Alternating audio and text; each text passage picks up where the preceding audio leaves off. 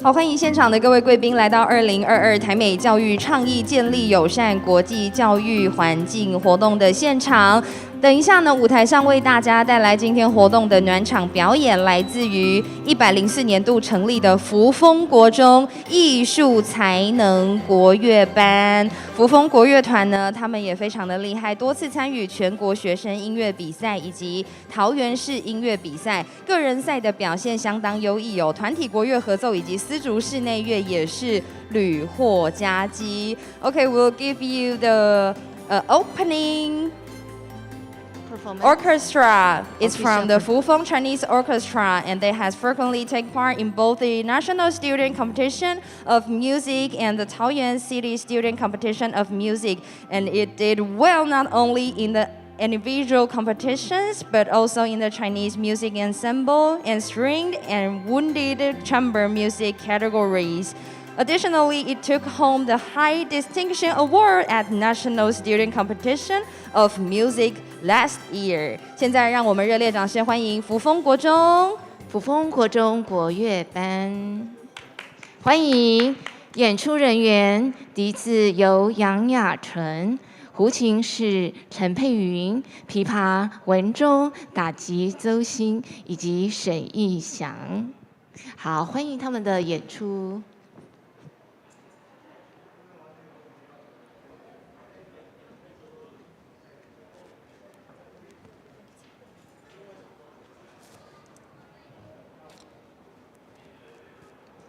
开场，等一下，好，同时好了，因为还有一个开场。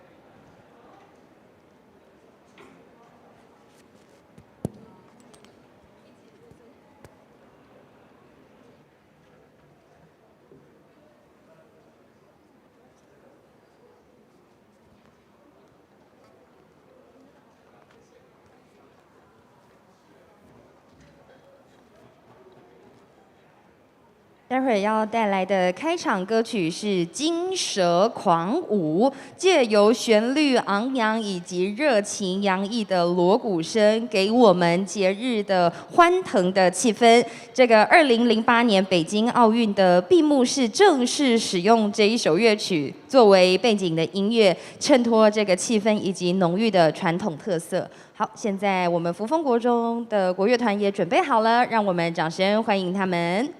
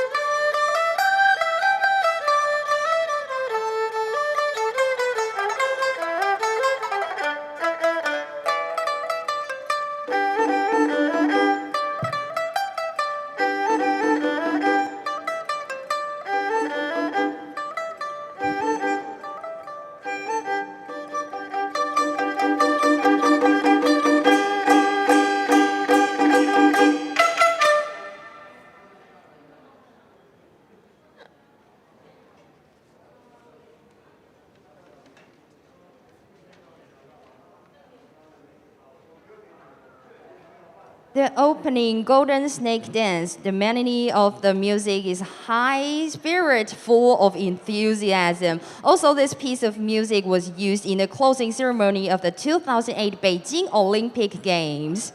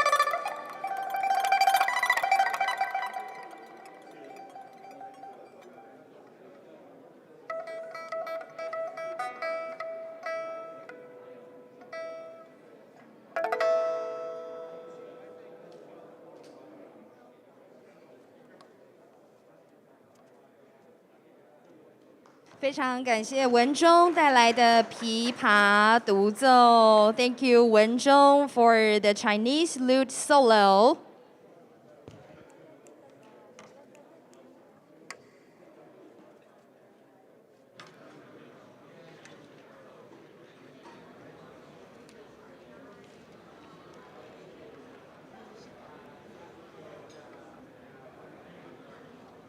各位贵宾，早安！此研讨会即将在5分钟后进行，请贵宾们就座，聆听国乐的演奏。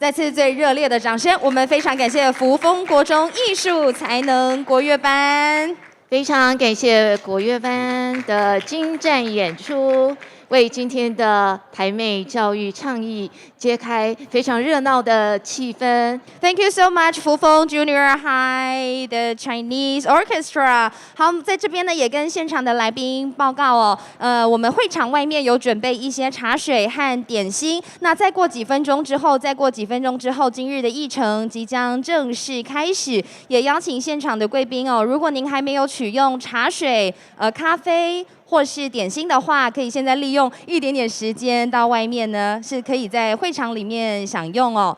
那请大家再稍后一下，我们的论坛再过几分钟之后呢，就要正式开始。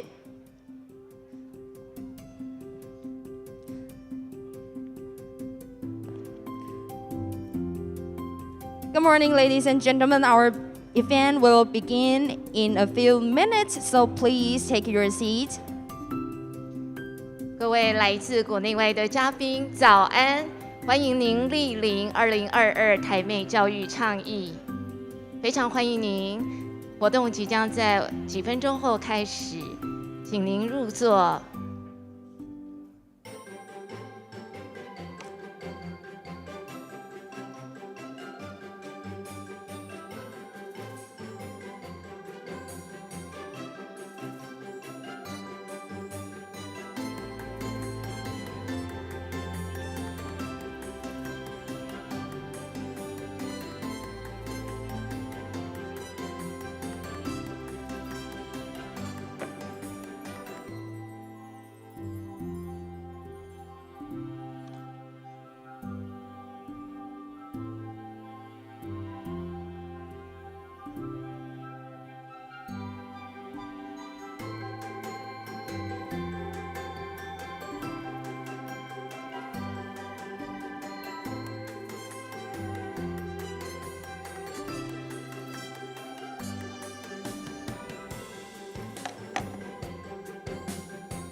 Good morning, ladies and gentlemen. For those who are using the interpret device, the channel 1 is for Chinese and channel 2 is for English. 现场有使用翻译设备的嘉宾，我们的频道中文是在频道1，英文是在频道2。谢谢。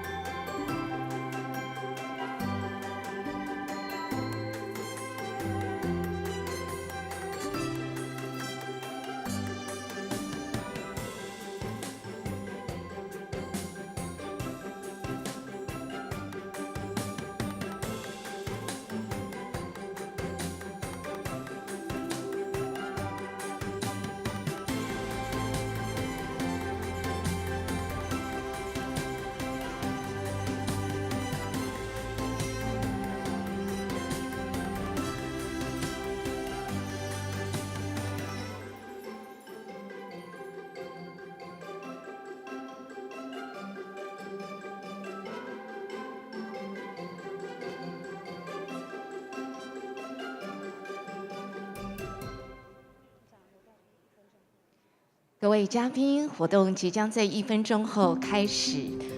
The event will begin in 1 minute, so I will invite all the guests. Please take your seat. 请现场的所有来宾可以回到座位上。我们的活动倒数1分钟之后即将正式开始。谢谢您。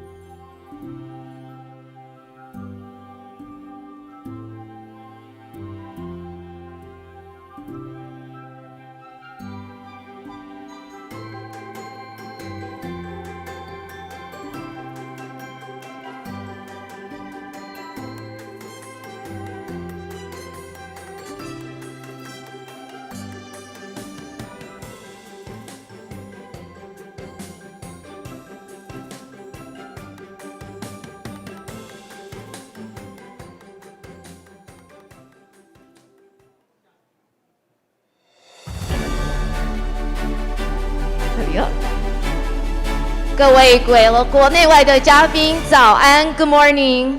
非常荣幸能邀请到各位嘉宾从国内外来到台湾，进行2022台美教育倡议建立友善国际教育环境国际研讨会。我是今天的司仪彩云老师。Good morning, ladies and gentlemen. Welcome to the 2022 U.S.-Taiwan Education Initiative Symposium, Building Sister School Partnerships. I'm your MC, Carolyn, for today's event. Welcome. 好，是非常欢迎。在活动的一开始呢，我们有一段影片要带大家来欣赏。这段影片是此意义非凡的台美教育倡议的缘起为何呢？让我们来透过美国国务院副驻青 Camille Dawson 来透过影片来为我们做介绍。So first, please welcome Camille Dawson, Deputy Assistant Secretary of United States Department of State. She's going to tell us the origin and introduction of the event through the video. So please welcome. 大家好，早安。It is my pleasure to participate virtually in today's U.S.-Taiwan Education Initiative Symposium, with a focus on forming school-to-school relationships at the K-12 level between Taiwan and foreign schools. The U.S.-Taiwan Education Initiative is nearly 2 years old. 2 years ago, we launched the initiative with the goal of expanding access to Mandarin and English language instruction while safeguarding academic freedom. I am happy to say that the initiative is a huge success. Through the initiative, we have increased funding for more Americans to study in Taiwan and for Taiwan teachers to provide Mandarin instruction in the United States. The initiative has also encouraged new agreements between U.S. and Taiwan universities for student and teacher exchange programs, and it has led to the opening of new Taiwan-funded Mandarin learning centers across the United States. The U.S.-Taiwan Education Initiative has also made strides to expand English language instruction in Taiwan through expanding the Fulbright English Teaching Assistance Program and other exchanges. And we continue to look for ways to help Taiwan reach this goal through sharing English language programs. On both sides of the Pacific, we agree that expanding access to Mandarin training for Americans and English training in Taiwan, as well as increasing student and teacher exchanges, will strengthen U.S.-Taiwan people-to-people ties and bring us closer together. I congratulate our Taiwan Ministry of Education partners on today's symposium and look forward to our continuing collaboration on these issues. Thank you. Thank you so much, Miss Camille. It's really a huge success. 大家是不是再一次给我们的副主青最热烈的掌声呢？这次的这个台美教育倡议真的是非常非常盛大哦，非常盛大的成功。好，接下来呢？是这一次台美教育倡议，有2个单位来主办，是我们美国在台协会 AIT 以及桃园市政府。让我们来先欢迎 AIT 的 Jeremy Comforth。请上台，以及我们的高安邦高副市长，请您上台。Please welcome Jeremy Comforth from AIT and the Deputy Mayor, Mr. Gao Anbang of Taoyuan City Government。先到台上来就座，待会儿呢，我们要共同来迎接台美教育倡议的正式开场。先邀请2位到台上来就座。现在我们要来介绍与会的国内外嘉宾。好，第一位是。好，Lieutenant Governor from Guam, Joshua Tenorio. We're going to introduce our VIP. If I mention your name, please wave your hand, say hi. And to everybody, welcome, welcome. Welcome. 接下来要介绍的是达拉斯郡法官 County Judge Clay Jenkins. Welcome. Now let's welcome First District Supervisor David Hobart. 阿拉米达第1郡郡监督。Welcome. 接着是圣贝纳迪郡第3区郡监督 Third District Supervisor Dawn Rowe. Thank you for coming here today. Let's welcome Chief of Staff Claire Koza from San Bernardino, a 3rd District. Thank you. 接着是全球友好城市协会主任 Executive Director Global Friendship City Association Jonathan Ginsberg. Welcome. Let's welcome Executive Assistant to Dallas County Judge Ramsey Timmons. Welcome. 继续欢迎达拉斯郡加伦学区副主席 Vice President Garland Independent School District Linda Griffin. Hi. Welcome. Hi. Let's welcome Executive Security Detail Randall Agron, 关岛安全官。也请给他最热烈的掌声好吗？谢谢。接下来我们要欢迎南非东开普省科哈市市长 ，Please welcome Mayor Horatio Hendricks from Koga Local Municipality, Eastern Cape, South Africa. Welcome. Thank you for coming all the way here to Taiwan. Thank you so much. Thank you. Let's welcome Deputy Mayor Hati Borman. Thank you. Welcome. 接着是来自莱辛美国学校 from Latin American School, LLS Educational Research Director Paul Mandelson. Welcome. Let's welcome the staff, the head from our sister school, Maine Central Institute, head of school David Pearson. Welcome. Hi.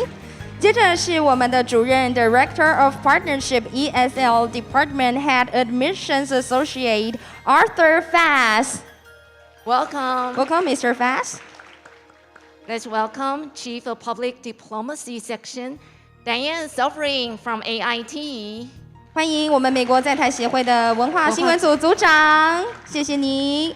接下来呢，要介绍的是我们桃园市政府教育局林明玉局长。Please welcome Director General of 桃园 Department of Education 明玉林。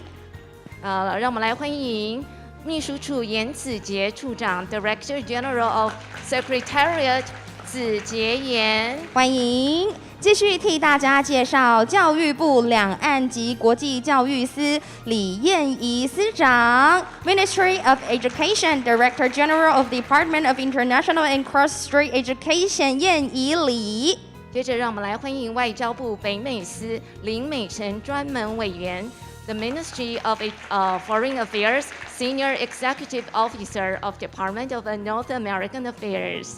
再次，谢谢。再次用最热烈的掌声欢迎 all of you， 欢迎每一位到场的贵宾，好吗 ？Thank you for coming here today。好，接着呢，在我们的活动一开始哦，就要邀请我们 AIT 的副处长 Jeremy Conforth 来替大家说几句话。So now please join me to welcome Jeremy Conforth, Deputy Director of AIT, to give us the opening remarks.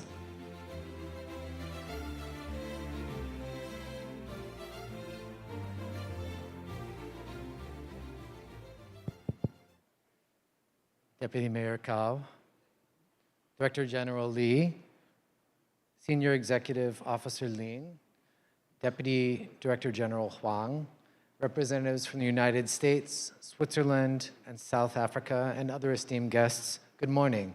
大家早. On behalf of the American Institute in Taiwan, I am delighted to welcome you to the International Educational Symposium, which is part of the U.S.-Taiwan Educational Initiative. It has been almost 2 years since AIT and TECRO signed the Memorandum of Understanding on International Education Cooperation in December 2020. Since the inception of the U.S.-Taiwan Education Initiative, AIT has worked closely with Taiwan partners to strengthen our cooperation and collaboration on international education in so many ways. Today's symposium kicks off International Education Week, an initiative of the U.S. Department of State to promote the benefits of international education and exchange programs throughout the world.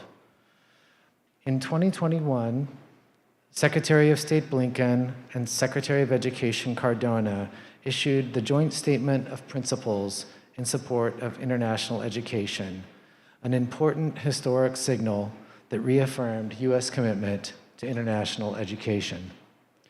Since that time, we have continued to facilitate international education by prioritizing student visa appointments for international students around the world and increasing diversity and inclusion in international education by expanding opportunities worldwide. I personally co-chair meetings here with our partners in Taiwan that explore ways for us to work together to advance our mutual goals. As Taiwan aims to promote its 2030 bilingual policy, the Department of State, working through AIT, has been helping Taiwan to achieve its goals through our own programs, including the Fulbright program, which is the largest in the world, Gilman Scholarships, and the National Security Language Initiative for Youth, in addition to many others. We all agree that involving policymakers and education experts such as yourselves from the U.S. cities and local districts is crucial to the success of Taiwan's achieving its bilingual education goals. The symposium today is focused on helping the United States and Taiwan form a systematic platform to facilitate education exchanges through public policy initiatives and strategies. It's amazing to me that we have so many experts and stakeholders representing different U.S. municipalities gathered here to promote international education. Before I close this morning, I would like to take a moment to give a special thanks to Taoyuan City and Deputy Mayor Gao for organizing such a wonderful event. I'd also like to congratulate each of the guests who've been able to travel to Taiwan after the borders were closed for so long. I wish you a pleasant stay in Taiwan and a successful symposium. Thank you all. Thank you so much, Mr. Conforth. Please return your seat on the stage. 非常感谢我们 AIT 的代表，我们副处长的致辞。接下来呢，我们就要邀请桃园市政府高安邦高副市长，同样也请来为我们说几句话，好吗 ？Please welcome the Deputy Mayor of Taoyuan City Government, Mr. 高安邦。Deputy Director Converse from AIT, and our distinguished guests from Guam, United States, and South Africa, and my dear colleague, Director Lin from Education Department, and General Director of Secretariat, Mr. Yan. Our distinguished guests, ladies and gentlemen, good morning. Good morning. First of all, I would like to extend Mayor Zheng Wen-Chan his compliment to all the participants in this event. As you know, Taiwan is the gate of the East Asia, and Taoyuan is the gate of Taiwan. Therefore, international education is the main focus of our educational policies.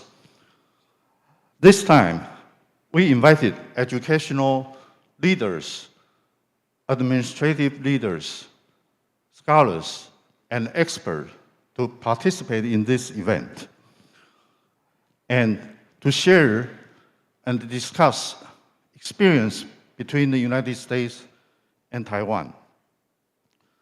My sincere and heartfelt thanks go to AIT for the assistance to make this event possible. And I also thank AIT for encouraging me to attend the NAFSA in Colorado a few months ago. At that time, I said, from east to west, to study in Taiwan is the best for promotion purpose.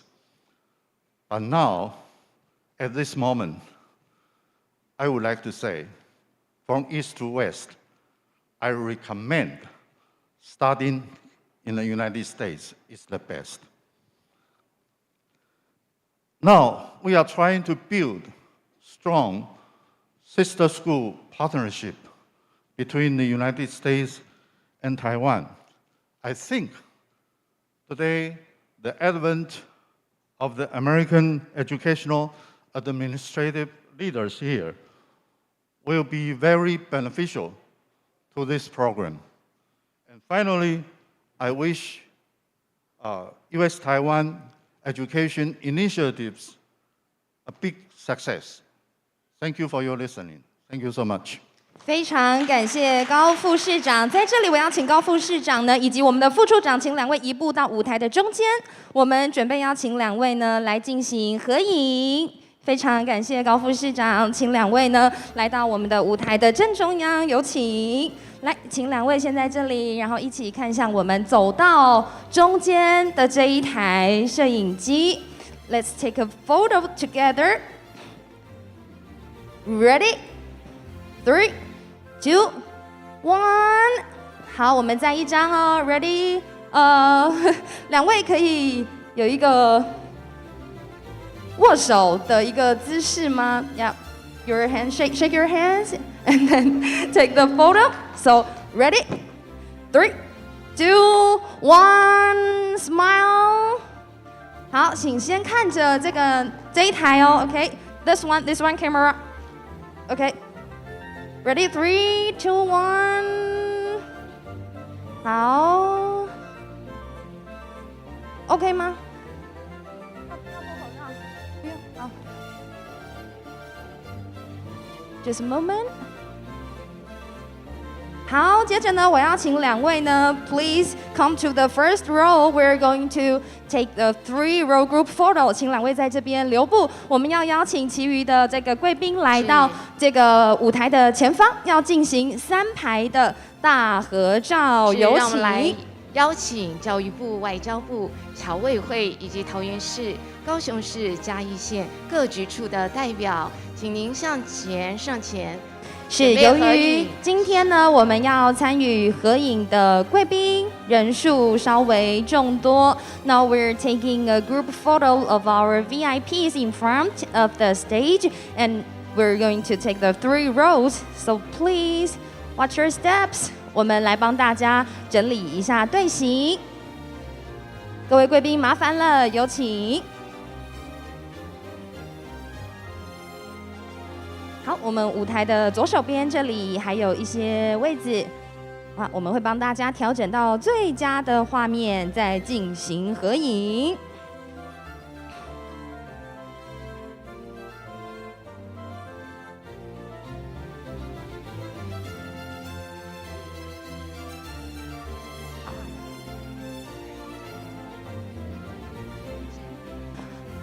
Okay, and as we take the photo.Please take your mask off, just temporarily. 暂时的把口罩拿下来，一下下拍照好吗？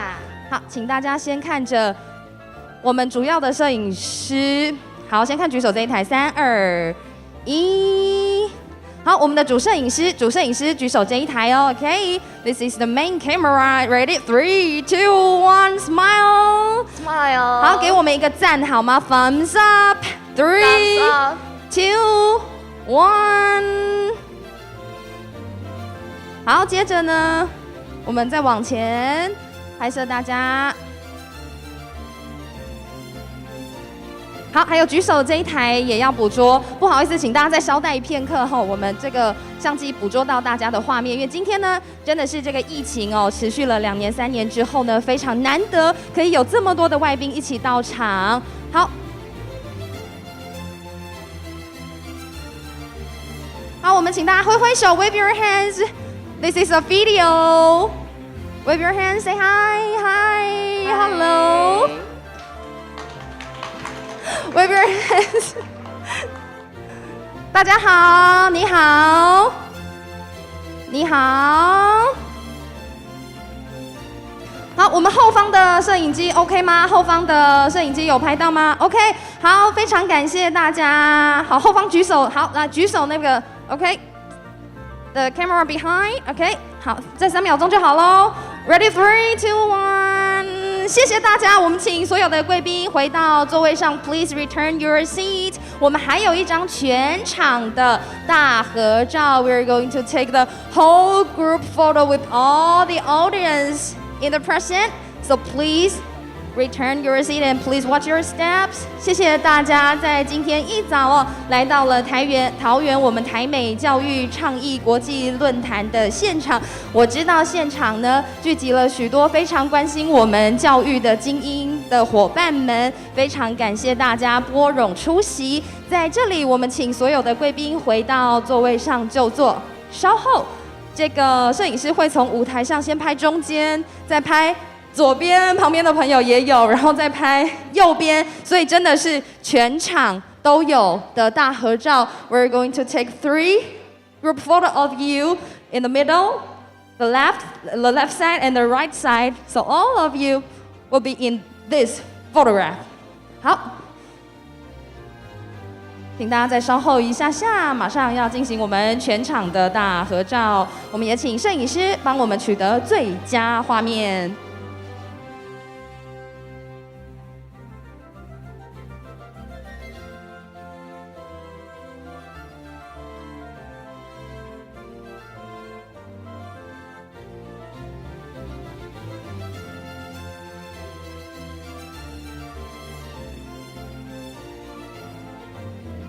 有刚刚 ，OK， the middle， 呀，中间，等一下，这后面还有贵宾，中间的贵宾们先哦，等一下，我们先看着这一台。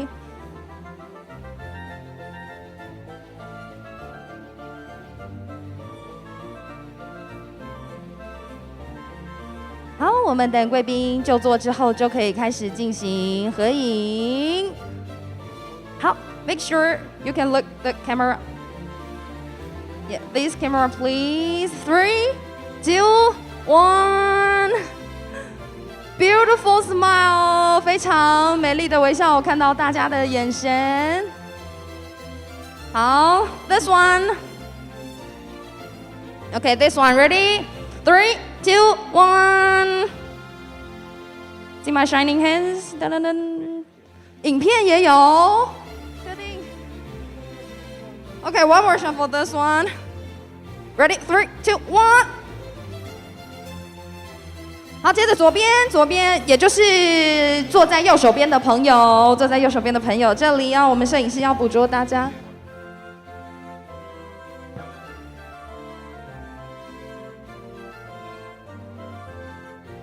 好，来，面对舞台右手边的朋友，看着这一台 ，ready， 3, 2, 1。One more, 3, 2, 1, smile。好，接着的时间，我们让中间动态也捕捉一下，好吗 ？Wave your hands to this camera, say hi, hi。然后我们摄影师也要捕捉舞台，面对舞台左手边的好朋友，捕捉大家的画面。不好意思，请大家再稍后一下，因为今天这个场合真的非常难得，聚集了我们全球都是非常关心我们教育的伙伴们来到桃园的现场，所以我们一定呢要帮大家留下这一张非常难得的画面，请大家再稍待一下下。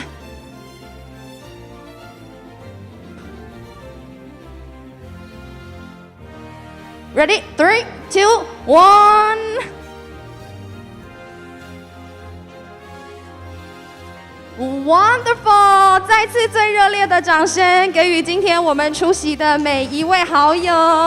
Thank you all for coming here！ 谢谢大家出席。好，紧接着呢，我们舞台上马上要来进行到今天的第一个议程。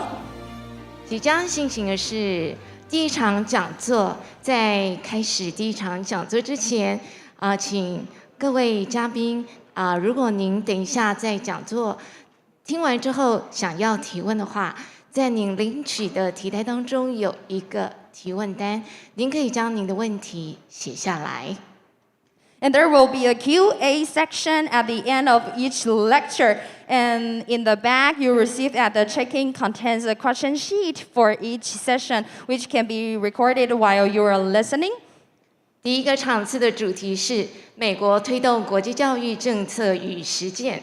我们非常开心可以邀请到来自桃园市4所姐妹市的官员，分享关于当地办学特色及国际教育发展，使我们对美国国际教育政策有更深入的了解，并且我们十分荣幸可以邀请到美国在台协会文化官Luke Martin 担任主持人，让我们先欢迎 Luke 上台。The topic of this section is U.S. public policy and best practice on promoting international education, and we have invited representatives from 4 sister cities to share information about their local school systems and the growth of international education, among their things, in order to better understand American policies on international education. So please welcome Luke Martin, AIT's Cultural Affairs Officer, serve as the moderator of the first section. 让我们把时间交给 Luke Martin， 有请。Good morning. 早安，大家好。Are we doing translation? No translation. There will be the interpreter. Thank you. Yes. Well, good morning, everyone. Welcome to our first session today, and I think you'll find it an interesting one, where we are going to be hearing from some policymakers in the United States from different areas, and we're going to see how education policy and how the Sister Schools Initiative, for instance, is going to fit into what they're doing. So we're going to have this where each of the speakers will have 10 minutes to talk about their particular areas, how education policy is being handled, and following that, we'll bring everyone together and we'll have some questions as well. So we are going to start, first of all, by my picking up this piece of paper that I dropped. And I'm going to, first of all, welcome Dawn Dawn Rowe, without my glasses. Dawn comes from San Bernardino, California, in Southern California. She's going to talk a little bit about how education policy fits into her broader initiatives, which include kind of focusing on a business-friendly environment, infrastructure, and public safety. So how does education fit into this? Please welcome Dawn Rowe. Thank you.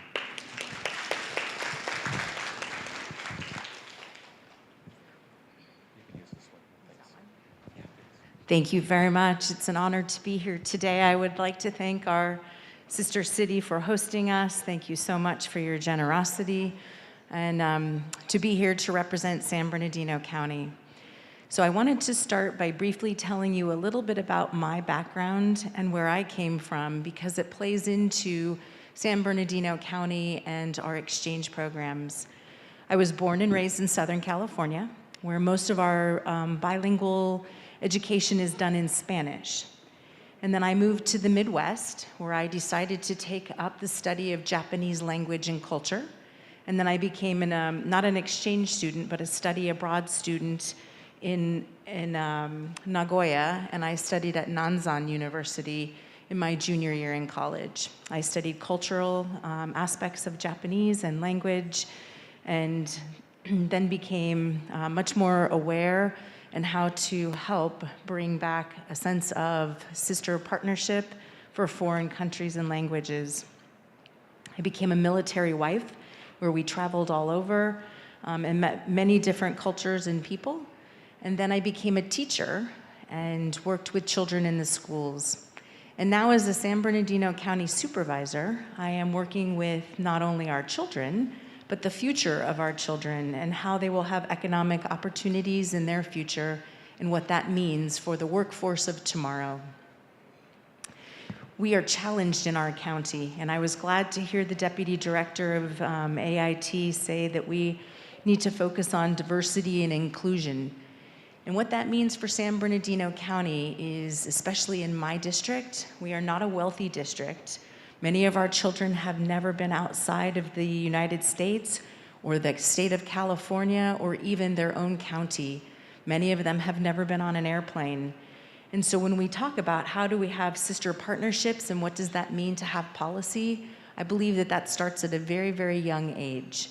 And so in order to do that, it would be my recommendation that we talk about today the barriers and what creates barriers in cultural exchange programs. And for the American and Taiwanese effort, that is, it could be just the language itself. It is a different alphabet. Our children have not been exposed at a young age to different alphabets other than their own. The cultural differences of food, American food versus any type of other food in the world, other than perhaps the Spanish, that culture has been very indoctrinated into our culture. And so how do we get exposure to those different language, cultural, and different aspects for our young children? And it would be my recommendation that we look to have partnerships in early elementary. So take, for example, kindergarten through 6th grade to work with our school districts to have, perhaps it is one classroom in a school district with a teacher, and they partner and they match with a classroom here in Taiwan, and it goes through the school year. And maybe it's every month that we have, with our digital capabilities, the ability to have the Taiwanese classroom come into our classrooms and to share a lesson in food, in language, in culture, so that we expose the young children on both sides of the ocean, what it is like to have the differences. And then that breaks down the barrier that creates a fear when they're older. And hopefully once that fear is eliminated, they will embrace traveling abroad like I did. I know as a Westerner coming into an Asian Pacific Island country such as Japan back in the mid-1980s, it was very different. It was a very closed society. There were many barriers that I had as a study abroad student. And so it would be my hope that we take those examples from those of us that have traveled far, and we use them to try to help our younger elementary students have more familiarity so that they don't have fear to travel or to experience cultures as they age. Our teachers could do a lesson in cooking. They could do a lesson in history, in culture. And each month there could be a different platform that they study to break down those barriers. And then perhaps after they are out of elementary school, then maybe we could look to do maybe a 2-week program where we offer a host family to come and stay, the students in our community in San Bernardino County, and they experience those things that they have learned about. And then after that, maybe we extend it into the higher grades. And then maybe it would be, and I know Texas we will hear from today, but maybe it is a 2-week program, whether it is over the winter holidays or the summer holidays, where we come for 2 weeks at a time, and then maybe even in the older years in high school where they have more exposure, then they come and spend a summer. And it would be my challenge as a supervisor to look for those families that would be host families. To our educators, we have the Lewis Center for Educational Research in San Bernardino County. They have 2 charter schools. One of them has Mandarin as a language that they focus on and teach. And I would love to have our county partner with the Lewis Institute and really embrace the Mandarin language and culture, and to help our families then host exchange students, because as a host family, we would have challenges also. And so we would need help understanding to make your students feel comfortable in our country, much like you would want to make our students feel comfortable in your country. And so I do believe it begins with the early childhood, elementary education, where we expose and break down those barriers. And then as we work through the school system, to have our sister classrooms is what I would call it, a sister classroom that partners with a sister classroom here in Taiwan. And then as they grow up and they age, then they have a comfort and they would look forward to partnering with perhaps an exchange opportunity in the older years. And so all of those things lead us to have children who go into a workforce that then want to come and work for you in your country and internationally, and then also back at home. We would welcome Mandarin speakers from our own school districts that could then help increase air traffic, all of the things in our logistics sector, which is very big in my county. They would help with those type of things if they had an understanding of the culture and the language. And so it would be my wish that we would do that for both of our countries to facilitate an educational learning opportunity internationally. So thank you very much for having me today.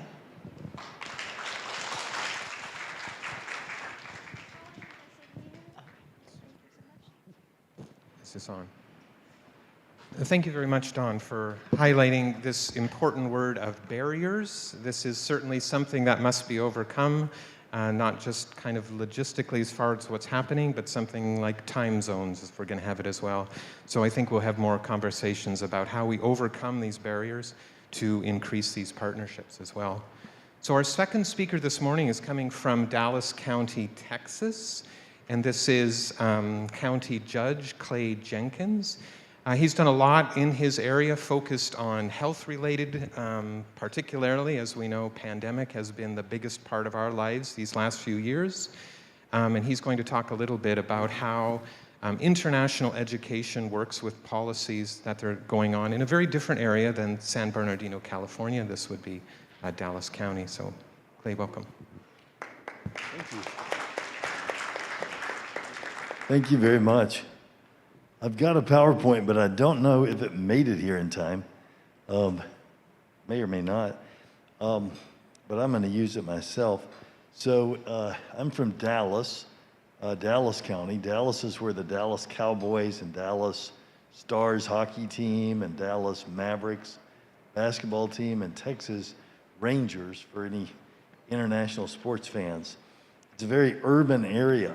And so we ask that our districts focus on 12 things: pre-K enrollment, kindergarten readiness, 3rd grade reading, 4th grade math, 8th grade science, algebra, college readiness, high school graduation rates, post-secondary enrollment, post-secondary persistence, and post-secondary completion. And then we added this year, looking at how many of our past students have obtained a living wage. And we've seen improvement in 9 of those things since 2012, and also in 9 of those things over the last year. So that in a big county, we're seeing about 62,114 more students achieving these attainment milestones than we had 10 years ago. That's about a 20% increase. So I want you to know what you're getting into, because in my little town in Dallas, my little school district, we take Taiwanese children. And in Garland, you're going to hear from Linda a little later, they take Taiwanese exchange students and send Taiwanese exchange students. So of those 12 things that I just spoke to you about, there are 6 that we believe are the most important. The first one of those is pre-K enrollment. Equitable, affordable, high-quality pre-K by the age of 3 makes a student 2 times more likely to be on track on meeting key academic benchmarks. And then the next thing we look at is 3rd grade reading. Receiving support and resources to achieve 3rd grade reading readiness, get where you're supposed to be in the 3rd grade, makes students 2 times more likely to stay on track all the way through the end of graduation from high school. And the next thing we look at is career, college, military readiness for a high school graduate. In other words, are they ready to go do something to get to that living wage job, which is the goal at the end. So effectively preparing students to be college, career, or military ready makes them 1.5 times more likely to achieve post-secondary success. And then we look and we want to track our kids and see if they got a post-secondary credential. So creating pathways to post-secondary opportunities and supporting students in earning these credentials makes them 2 times more likely to earn a living wage. And that's what we're trying to get them all to, because earning a living wage as young adults makes it 2 times more likely that their children's income trajectory at birth will be high enough for the child to succeed in that as well. Now, nationally, because of COVID, perhaps other factors, but chiefly because of the things that happened around COVID, we have seen a tremendous decrease in our national reading performance on the National Assessment of Educational Progress, or NAEP test. It fell to levels that we have not seen since 1992. Both in the 4th grade and the 8th grade, which is where we test that. Also nationally, our math performance fell substantially following the COVID-19 pandemic. Not all the way back to 1992, but we lost about 7 or 8 years of math upward trajectory. So in Dallas County, our learning loss was most acute in 4th and 8th grade math, as we track that from 2017 to today. Our reading scores were better than that. On our PowerPoint, we've gone through to show where we are in different classes of students, economically disadvantaged, Black, Hispanic, the entire student body. But in Dallas, while we've seen increases in STAR performance, a STAR test is our Texas test to see how ready our kids are. So in Dallas, those numbers have gone up, but in our large urban district with a lot of kids who come from poverty, we still have a little work to do to get to the average of the whole state, the suburbs and the rural areas average. So in Dallas, we've done several things that people consider to be innovative. And we have 2 political parties in America that are large, the Republicans and the Democrats, and they're both very happy with these innovations in Dallas County. All of them are in Dallas ISD, our largest district. Most of them are in all of our districts. So we've implemented a robust tutoring program for students who need them the most. The kids that have declined post-COVID, we're getting people, what we call in America, a side hustle. We're taking our young people who are engineers or in the medical fields, we're paying them money to take a child or two and tutor them. And then we've begun compensating our teachers based on performance as opposed to seniority. And that's led, on the unfortunate side, to an exodus of a lot of our older teachers in DISD. But it's also led to market improvement in the outcomes for our kids. We're investing heavily in early childhood support and pre-K enrollment. And we've discontinued the use of discretionary out-of-school suspensions, which were being meted out on a racially unequal basis. We provide financial and wrap support to students to ensure post-secondary success. So we have a thing called the Dallas County Promise. If you graduate from high school with which means you have a 70 average, we'll send you to Dallas College for free for 2 years. If you graduate from that with an associate's degree, we'll send you to UNT, University of North Texas, for free for 2 years, or SMU. Everybody gets into UNT, only 700 or 800 kids a year get into SMU on that program. Sorry, I've lost my PowerPoint there. Give me 1 second. We've extended our school calendar year. You know, in America, they give the summers off. It's a vestige of farming. And so we now have an extended school calendar year. And we've developed all these mixed socioeconomic schools and other innovative school choice models. And we've offered rigorous social and emotional learning and training for our teachers. In fact, we have more counselors right now for kids at one of our districts, DISD, than any other, percentage-wise, than any other district in the nation. And how that all relates to your kids coming to us, hopefully you feel comfortable that we're trying our hardest, but your students bring rigor to us.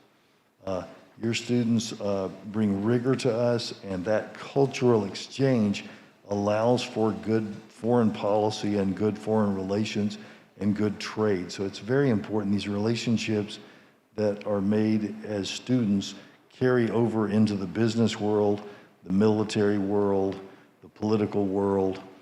And we're so glad to have that exchange program with you.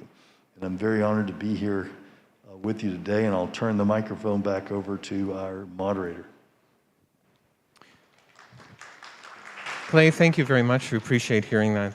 So some similar issues we're hearing in San Bernardino and in Dallas County as well, areas that do have to balance out some of these socioeconomically disadvantaged children, and how do they really tie this education practically towards a living wage and their future as well.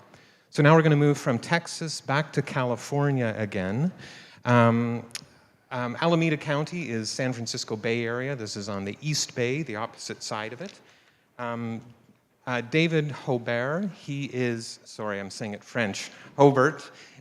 He is the county supervisor in Alameda County. Since 2000, he's been very involved in education. He was the mayor of Dublin, which is a great city over the hills from Oakland. And he's going to talk a little bit about, from this education perspective, what he's been seeing in Dublin and in Alameda County over the years. So please, thank you.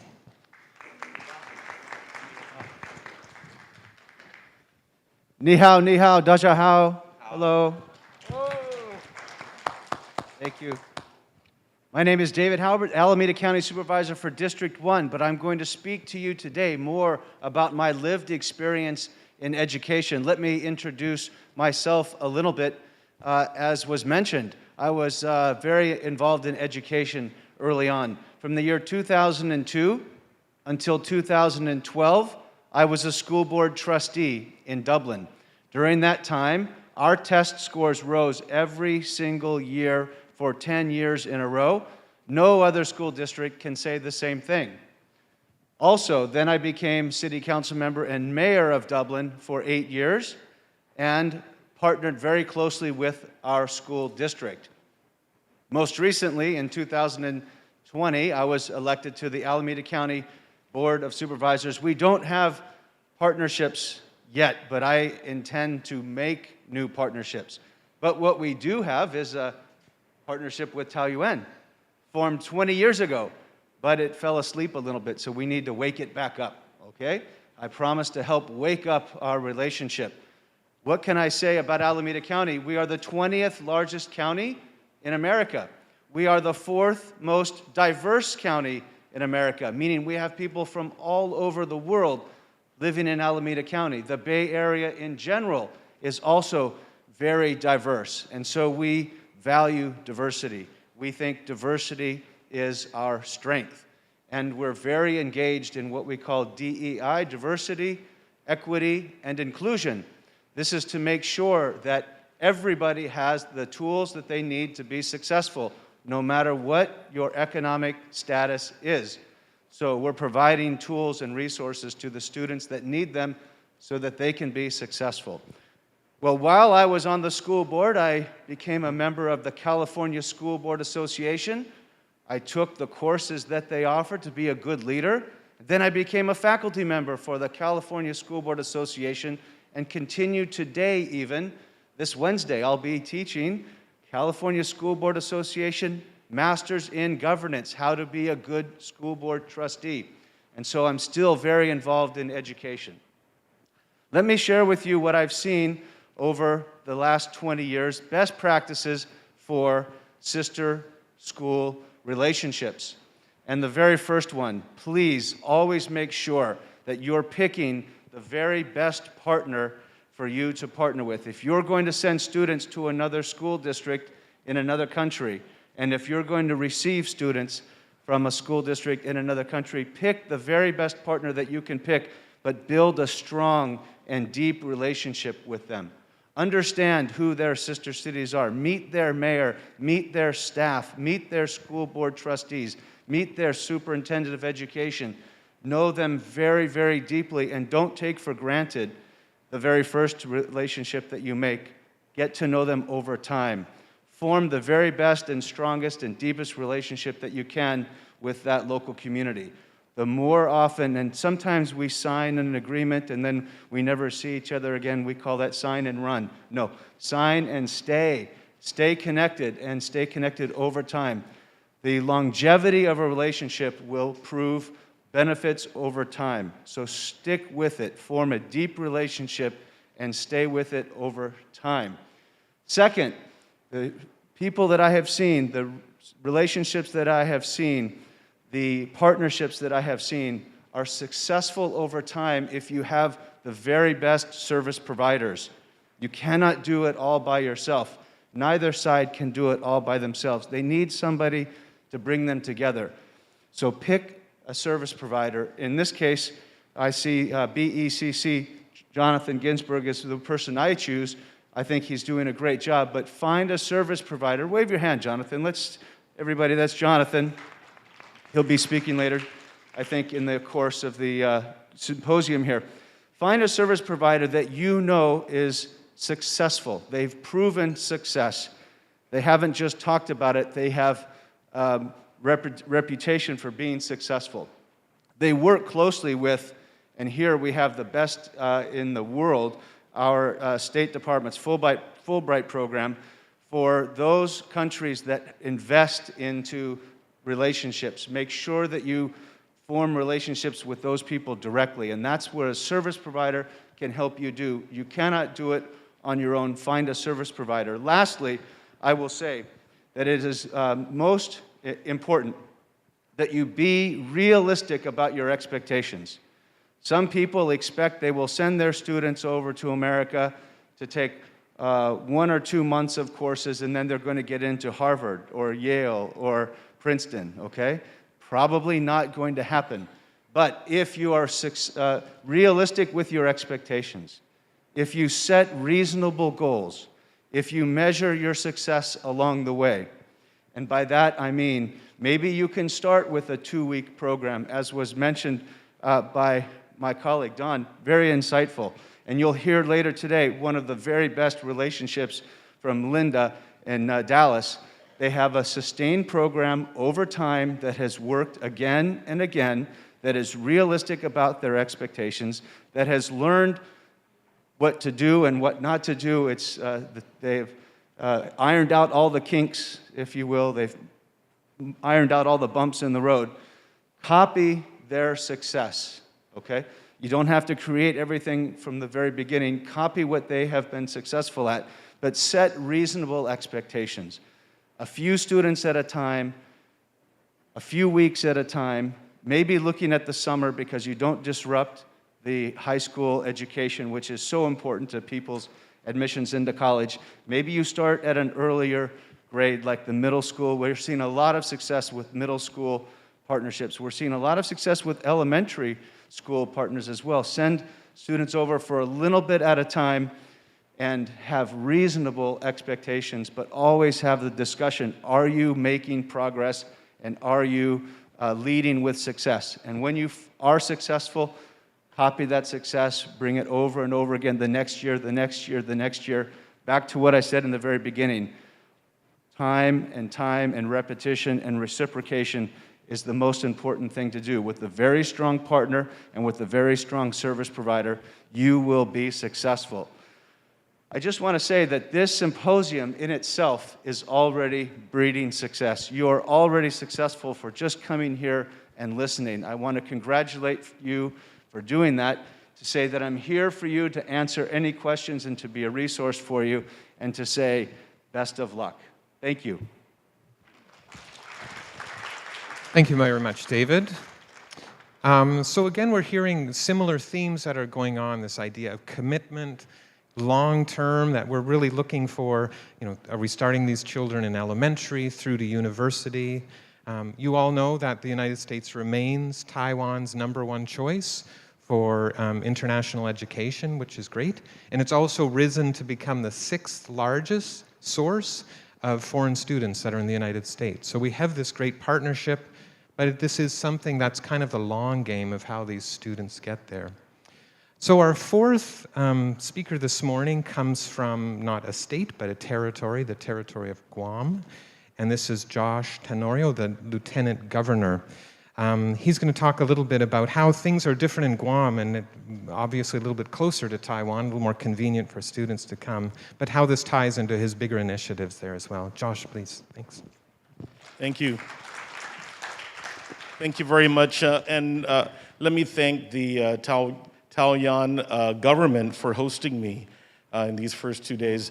Of course, Guam has been a U.S. territory since 1898, other than 2.5 years of occupation by the Imperial Japanese during World War II. But next year, we will be celebrating 50 years of a sister city relationship with the city of Taipei.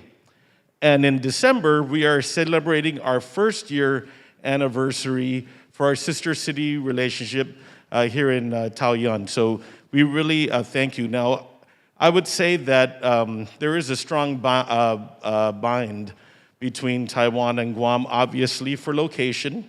We are a 4-hour direct flight, but the indigenous Taiwanese population, of course, has strong cultural and linguistic ties, not only with the indigenous Chamorro people of Guam, but all of the Pacific Islanders in this great, vast ocean that unites us.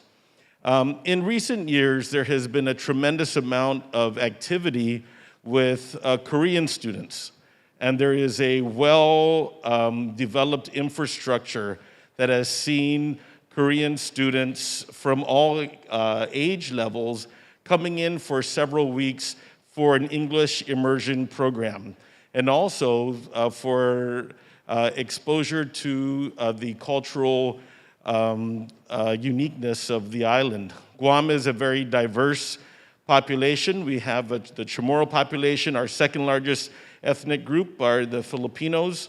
And we have many islanders that have migrated to Guam, along with many East Asians, including a Taiwanese community that started in the mid-1960s. We have a very strong Chinese Chamber of Commerce that is based on these strong, long-standing relationships that have been built over time. And so what I would propose is that based on the amount of time, the proximity, and the cost, it is conceivable to have large tour groups or large student groups to come over to Guam if the goal is going to be a very basic English immersion. Obviously, that is something that can happen quite well. But thinking about more developed, more sophisticated approaches, I think that just listening to AIT and this new initiative to get Mandarin language instruction throughout the United States for sure would be very welcomed in Guam. My role as a lieutenant governor since 2019 and having just been reelected last week, the governor has assigned me with keeping a special eye on across education and higher education. And so one of the things I think that everybody that is interested in education, and as you see from my colleagues up here on stage, trying to catch up with the learning loss and the isolation that has occurred over these nearly 3 years dealing with the pandemic. And as we spin out of this pandemic, examining some of the consequences that have been made on our students is very, very important. Of course, we saw opportunities to embrace technology and utilize technology to try and reach into the students when they had to stay at home.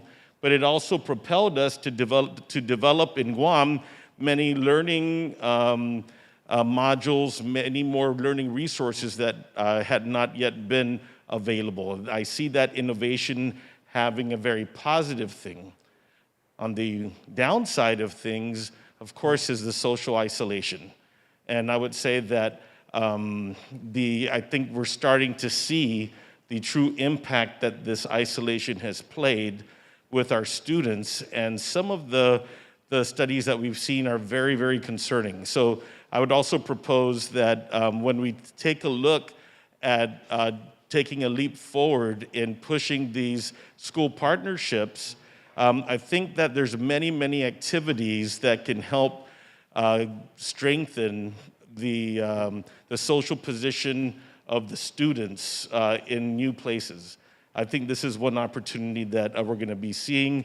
I think it's going to benefit students from both sides of the Pacific because there's a lot of catching up that we can do. Now, students, young people are resilient. I think that their resiliency also gives us much hope in our future. So based on that, I would say that really trying to be focused and be very strategic with what kind of foreign program you want to offer your students is something I think that's going to be very important.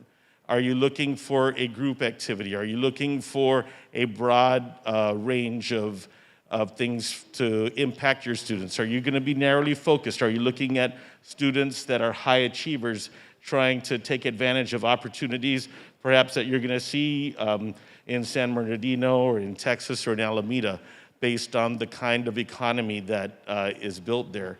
Obviously, technology is something that is very important. And so I think that those are all considerations. But there's another consideration I think maybe I'd like to propose, and that is in the area of sustainability and seeing that we are living on islands. There has to be a greater emphasis on sustainable development. So I'll close my introduction by saying that the government of Guam has adopted the United Nations Sustainable Development Goals. And we created and established the Guam Green Growth Program, which is the largest public-private partnership that we have selected to be placed at the Center for Island Sustainability at the University of Guam. In these last 2 years, the TECO office in Guam has been really instrumental in shepherding very good, innovative partnerships and alliances between the University of Guam and several of the universities here in Taiwan. The governor and I are really concerned about food security. When we saw the borders close, obviously with an island that is dependent on for 90% of its consumption from the outside, this is a concerning factor. And so it compels us to try and identify and focus resources to agriculture and aquaculture production. There are, I think, learning opportunities for students in these areas. And I think, I'm not sure if you've seen this, but this generation, the younger generation, seems to be way more interested in sustainability and in organic food. And these are all opportunities, I think, that cross-send the economic and the educational missions that I think all of us collectively have. So I just want to, of course, invite continued partnerships. Next year, we'll look forward to celebrating our 50th year with your neighboring city of Taipei. But because we have a very long-standing alliance and friendship, I just want to, of course, wish you the very best from the island and look forward to nurturing and growing this great relationship with the city of Taoyuan as it also expands and in many ways starts being the driving force of the economy of Taiwan. Thank you very much. Thank you so much, Mr. Tenorio. Now we move on to the QA section, and please write down the question on the question sheet when you receive the bag at the registration counter and pass the sheet to our staff. 现在进行我们 QA 的时间，大家有问题的话，麻烦呢在报到的时候领到的这个报到的资料袋里面的问题的单上面写下您的问题，再交给我们的工作人员。现在再把时间交给 Martin。好，谢谢。So I'll start with a couple questions as you come up with yours and pass them to the person at the end of your row.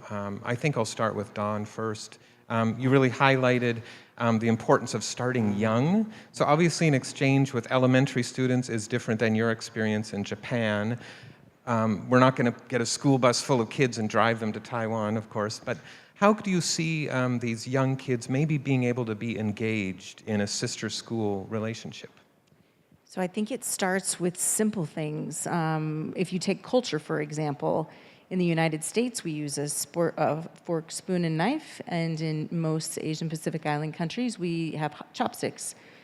Our children don't grow up with that. What if we had the kindergarten teacher, the first grade teacher, second grade, third grade, that zoomed into a classroom with the counterpart of the same age of school child in Taiwan, and they had a cultural sort of exchange where they talk about this is how we have a meal, this is how we serve the meal, these are the utensils that we use, and then in the classroom. So it's part of that sort of art and cultural built into the lesson plans at the early age. And then it's fun. You've created an anticipatory type environment where you're looking forward to the next opportunity, where you're seeing those familiar faces month after month after month while you're learning arts and culture. Thank you, I agree with that. At AIT, we talk a lot about building strong economic and people-to-people ties. That's really on that macro level, of course. Well, here we've got sister cities, and we've got sister schools, and then we've got kids learning chopsticks and forks, and that really is helping really right down to the details of what is a relationship and understanding about. Thank you. Clay, you talked a lot about this idea of living wage and the importance of that as well. Have you thought about how, I mean, obviously there's two main languages in Texas at this time, but how would, Mandarin education, how could you see that benefiting students in Texas? What's the benefit of that? Oh, if you could use the microphone. Thank you. Sorry about that. So it's very important.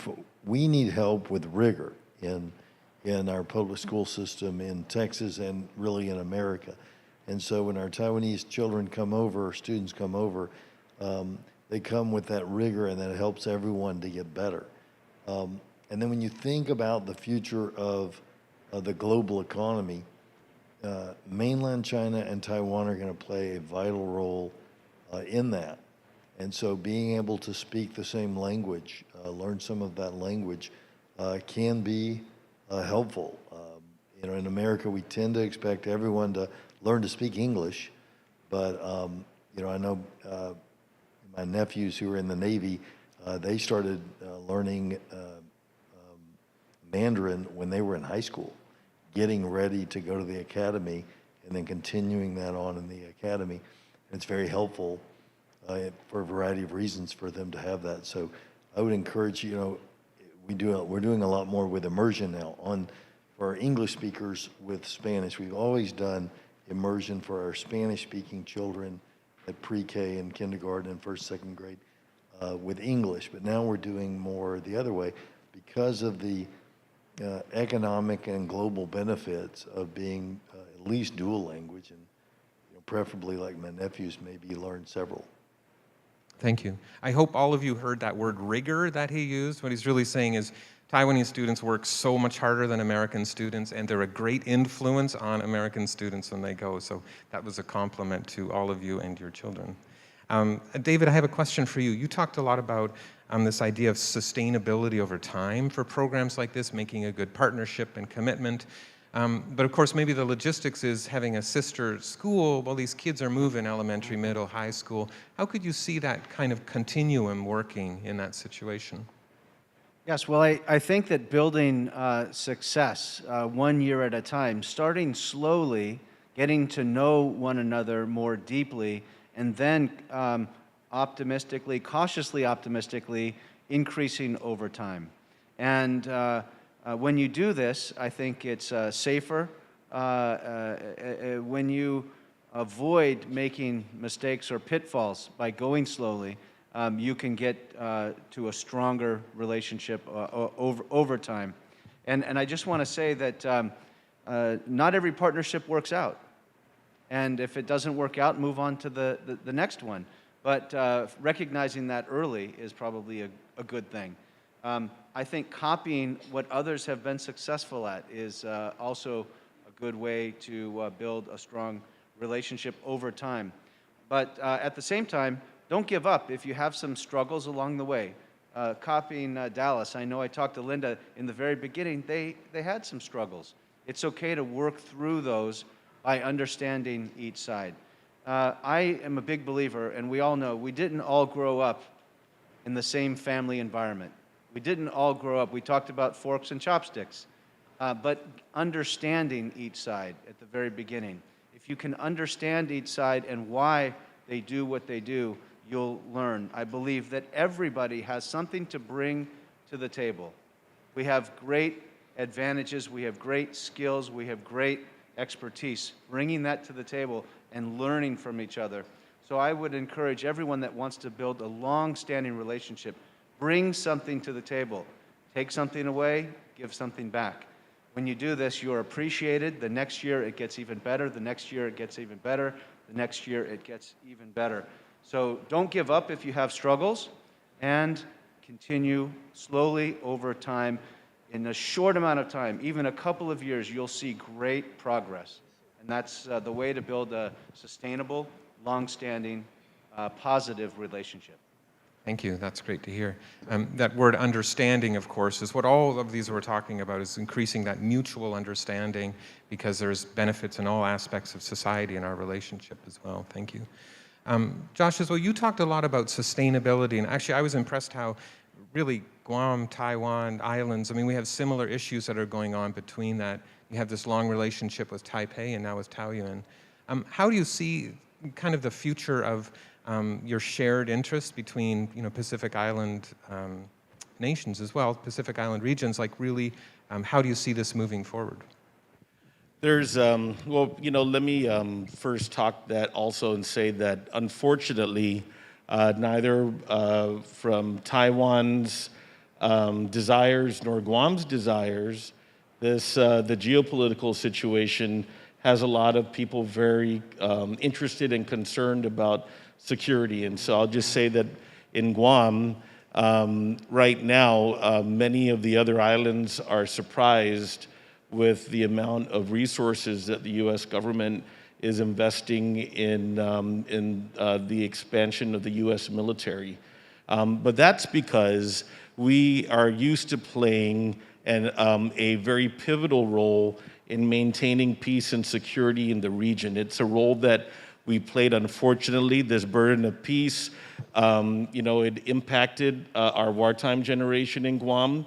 And I mention that because we're the only U.S. community that was occupied by a foreign country for a very brutal occupation that I know that historically, the Taiwanese, based on their relationships and their history, that's something in common. But I think that other than security, the issue of sustainability also is a very, very big unifier. I've seen a lot of great technology and approaches that have been developed here in Taiwan because of because it is an island and because it has to take so many forward movements to preserve its own sustainability, its own food security. So with limited land, right, you have to be able to make some big decisions that not only maximize your potential, but also, we don't have enough land, so you have to make wise decisions to protect your environment and your ecology, or else, you're gonna be dealing with that for generations to come. So I think that because Taiwan is an island and because its indigenous population has a very strong connection with the rest of the Pacific, it has a unique opportunity to be a very active player throughout the entire region, more than many other countries in Asia Pacific. Everything is based on education and cultural ties. That's the strongest connection for friendship. And I think that because there's just so much advancement that has occurred, I think that the sharing of that knowledge with the rest of the Pacific is going to be playing well in the future. Thank you very much. I appreciate those comments. As far as ecology goes, and for all of you that are not resident of Taiwan, you're going to be out hearing what you think is an ice cream truck. And in fact, it's going to be the garbage trucks, which use melodies to attract people. They have one of the best recycling and trash programs in the world, limited space, similar issues on Guam as well, so thank you. So I have a few questions here. I'm gonna open them up. You guys can answer as you'd like. Let's start with this one here. Thank you everyone for submitting these questions too. First one, we all work hard to create opportunities for teachers and students to teach English or study abroad. If it's possible, can we have a single, simple window for gathering information? So through Taoyuan city government, AIT, or elsewhere.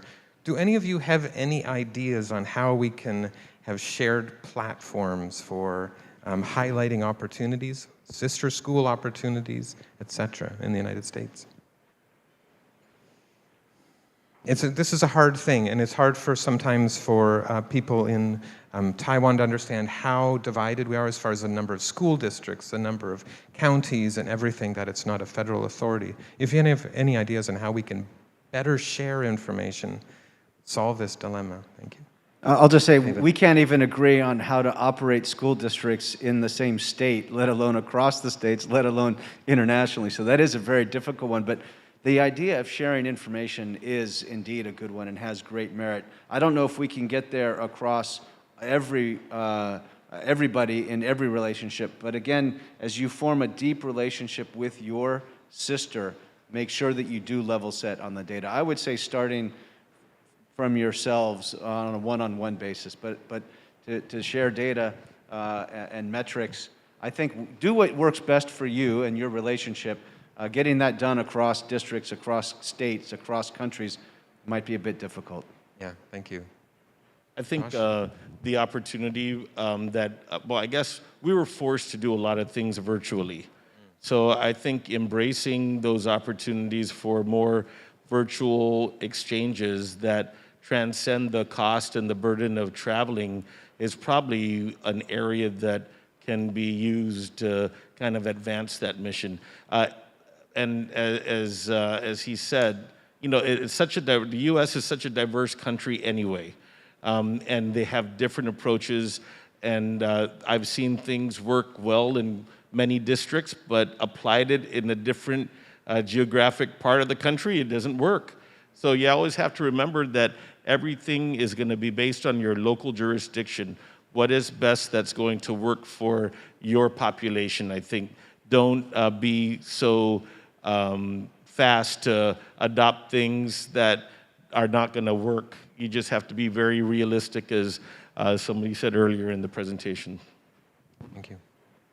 Also, if I could just highlight as well, please follow the AIT Facebook. We also have the Foundation for Scholarly Exchange. We have Dr. Randall Nadeau here.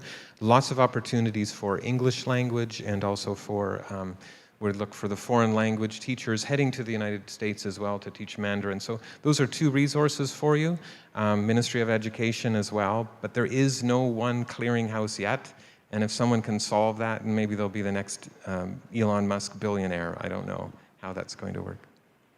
David, sorry, Clay. One thing on that, whoever asked that question, if you'll find me when we get off the stage, I'll give you my card. We'll try to, can't do much for you nationally, but I can put you in touch with our Secretary of Education for the state of Texas. Perhaps they could help with some streamlining there.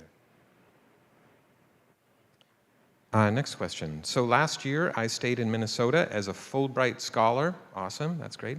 Then I planned to visit some public schools and tried to find possibilities to establish partnerships. It was way more difficult than expected because it seems there's no such administrative unit as an international exchange program office, like here in Taiwan. So the question is, what's the best way to contact a school? Who should I turn to? Thank you for Chengguo Yu. Any ideas on this? So this, maybe you would be perfect for this. As a mayor of a town, a small town, I would say contact the mayor. I would love to have, I've been contacted many times, and that's a pretty good go-to, the mayor of the town, the city. Now, they're going to quickly, most likely, turn you over to the school district and the school board president and the superintendent of schools. But when you do that, you've been introduced to them by the local mayor. Do you think that you'll have a stronger relationship when you're introduced to them by your local mayor? Very likely, than if you just make a cold call to them. I would say find the geography you would like to target, go to the local mayor. If they have a sister city, also very, very good. If you have somebody in your community that has a sister city relationship with that community, that could be a great way to get to the mayor, to get to the school district superintendent, and president of the Board of Education. That's how I would recommend going about it. I would have never thought of that. That's awesome. Go to the mayor. Okay, let's remember that. We have it in writing. Thank you. Next. This one is in Taiwan schools are implementing International Education 2.0, and they're wanting to establish partnerships with American schools. How can Taiwan schools do this? So that's very similar. How can they build up this? So in Taiwan, they understand the benefit of these relationships, but again, how do they go about, other than contacting the mayor, which is great, or getting your business card, how do they go about making these practical relationships? Any of you, please. You know, let me say that I think you have to look at the practicalities. So, for example, China Airlines is flying direct into Ontario, right? Which means that for transportation, there's going to be access, as opposed to selecting a school in another part of the country that doesn't have such a quick access point. You know, when parents are going to be sending their children somewhere, they want to understand their security, they want to see the conveniences. So I think that's the first practical thing is you take a look at these transportation. How long does it get to a place, or what's the convenience? And then I would say, because there's already an economic connection, utilize those connections to identify schools in those areas. I think that probably, I would think, would be the best decision. Thanks, Josh. So, and I totally agree. I have learned an awful lot about my own county just by coming here and doing research. So if someone were to reach out to me personally with that question, now I know more about what our county offers. We have a teacher within our school district that is from here. You'll see a video from her later. So she's a native Mandarin speaker, and what a wonderful opportunity to connect those. So much like David's answer, I would say, come find me. I might not know the answer, but I can find the person who does. Yeah, it's really sounding like these personal relationships are the key. So there's not going to be a website, there's not going to be a clearinghouse for it. These are all built on, close relationships. Yeah. So where are the Taiwanese expat communities at? Where are they? So I think that, for me, I'd say, if we have a bunch of families and a community that has these connections, then the amount of supporters and advocates that are willing to do things like find host families or even raise money to host events, that all helps, I think. I was just going to add to that. That's where service providers come in. In the city, we have the Sister Cities International. For schools, we have we have also Global Friendship City Association. For schools, we should utilize those networks because if it's a sister city, then you can create sister school relationships. But that's a clearinghouse, if you will, for finding doing the research up front. What are the best distribution points? What are the best matches, the best fit? So I think that there are service providers that can play matchmaker and to help make connections like that. And then to help guide those connections over time because they've done it before. When you go on an expedition, you go with a guide. A service provider can be the best guide.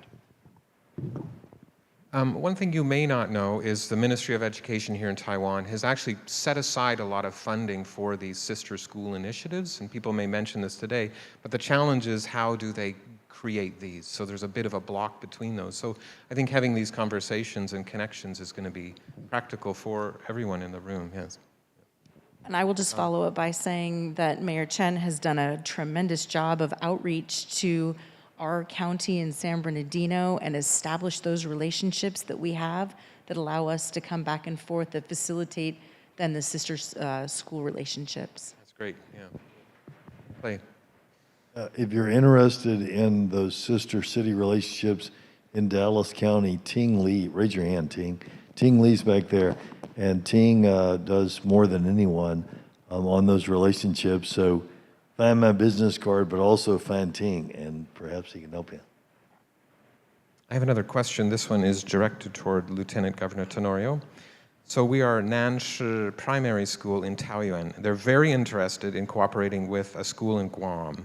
And our school, it has this kind of international communication already with Okinawa. They would like you to provide school lists that are interested in this exchange program. Would you do this? Yes, of course. See me afterwards. And then the other thing I'd say, I mentioned the public schools, but the private schools also, the parochial schools, I know have been also taking some long-term students. So we have, the island has historically been predominantly Catholic, so we have a large number of Catholic schools and other Christian schools, and they have long-term students also that are going to school there. So depending on the social situation of your student and the amount of time that they want to spend abroad, I think that we'd be able to figure those ways out. The other thing I forgot to mention is we have a visa waiver for Taiwanese to come into Guam. That has been there for decades now. So it's very accessible for you to even just visit and take a look and tour. And of course, we'd invite you to come anytime. Thank you. Great place to vacation. So we've talked a lot about this kind of, it's a new world we're in. We can travel again in these exchanges. But I just wanted to throw out some question related to pandemic and how it's changed our ability to have virtual connections as well.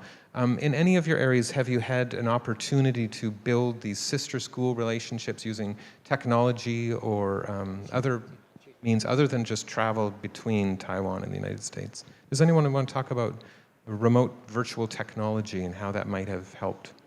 Because I can say already, Taiwan is very interested in doing that, time change apart. I think that's the future, because we used virtual technology to just service our students for the period of time that they had to stay home. But I think knowing that it works, I think this is the natural, it's going to be a strong tool for us to go forward. Clay, please. Yeah, and as I think Zoom and GoToMeeting and all those sort of things have been revolutionary. I used to not meet regularly with our school superintendents, and now I meet with them monthly, both the public school and the large private schools, Catholic schools, other private schools, charter schools. And I'm able to do that by Zoom, so I can set out 3 hours. Staff can work on whatever we just met about, the affordable connectivity plan, getting our parents and kids free or reduced price internet, and of course all the things about COVID. But I just have to block out 3 hours of time, and I get to see them all because we've got, the Zoom, and I know they're using the Zoom and the Microsoft Teams and all those things. So I think there's a great opportunity there. Back to Dawn's point, you get the kids, and that could really be kind of a fun thing. Get little kids with bowls of rice, give the Taiwanese kids forks and the American kids chopsticks, and let them spill food all over themselves and kind of learn a little bit. Hot dogs on one side and rice on the other, right? Try that. Are there other questions out there that people would like to hand through to me? Can I open it up to you guys for any final words you'd like to offer? So again, we're hearing common, elements throughout this idea of barriers. There's certainly barriers between this. Understanding, long-term connection, commitment, partnership. I think these are really key when we look at establishing any kind of a relationship. How do we work through these? So I think you've heard from everybody here that they are willing to give out business cards. They're here to make connections. And really that's going to be the practical side of it, is people being able to meet them while they're here. Not virtually. These are real people on the stage. These are not holograms, just so you know. So it's very open. Please, Dave. I would just like to end by thanking the Taiwan government for putting this together and bringing everybody together now that we can travel, but forming the relationships, the start of the relationship. I gather there are probably dozens, if not hundreds, of new relationships that can come out of this one very simple meeting. So thank you for having us, and I commend all of us, and to say, let's go for it and make great things happen. Thank you. Yeah, thank you. So I know we're early with this session, but I think this is an opportunity for people to do some networking, to grab some cards, to ask the questions that you were too nervous to put on a piece of paper and hand up to the front. So I think that's okay. Can I turn the mic back over to the organizers? Thank you, everyone, very much. Thank you. Thank you.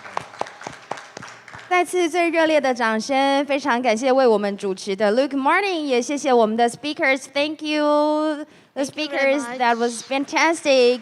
再次感谢。今天早上呢，我们的第一个 section 在这边呢暂时的告一个段落。接下来呢就是我们的午餐和交流时间。那如果现场的贵宾哦，您报到的时候呢，进来会场的时候座位上没有拿到提袋的话，欢迎到外面的报到处，我们会再给您今天呢与会者大家都有的提袋。Distinguished guests, would you please remain seated until the staff to usher you into specific venues. Please be patient. 请大家再稍后一下，待会儿呢我们会引导各位贵宾进入我们的这个用餐的区域，所以请大家再稍待一下，谢谢您。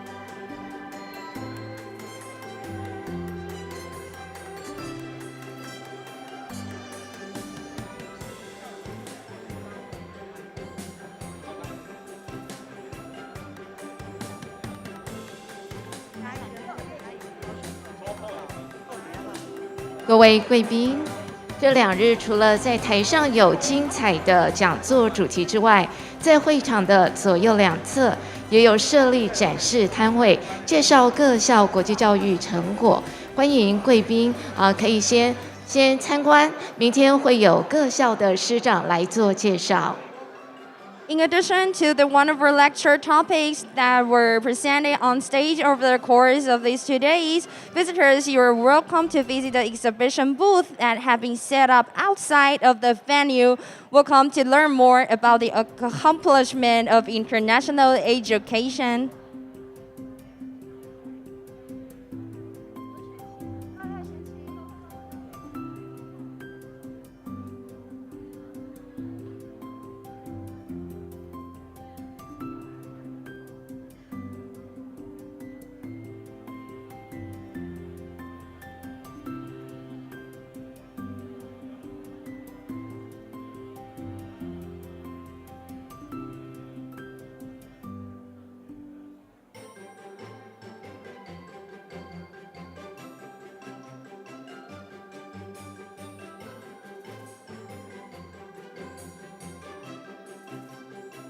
好，在这边呢，我们也要替大家说明哦，在今天会场同时也有来自嘉义还有高雄的长官，同样呢也莅临了我们今天的盛会台美教育倡议建立友善国际教育环境的现场。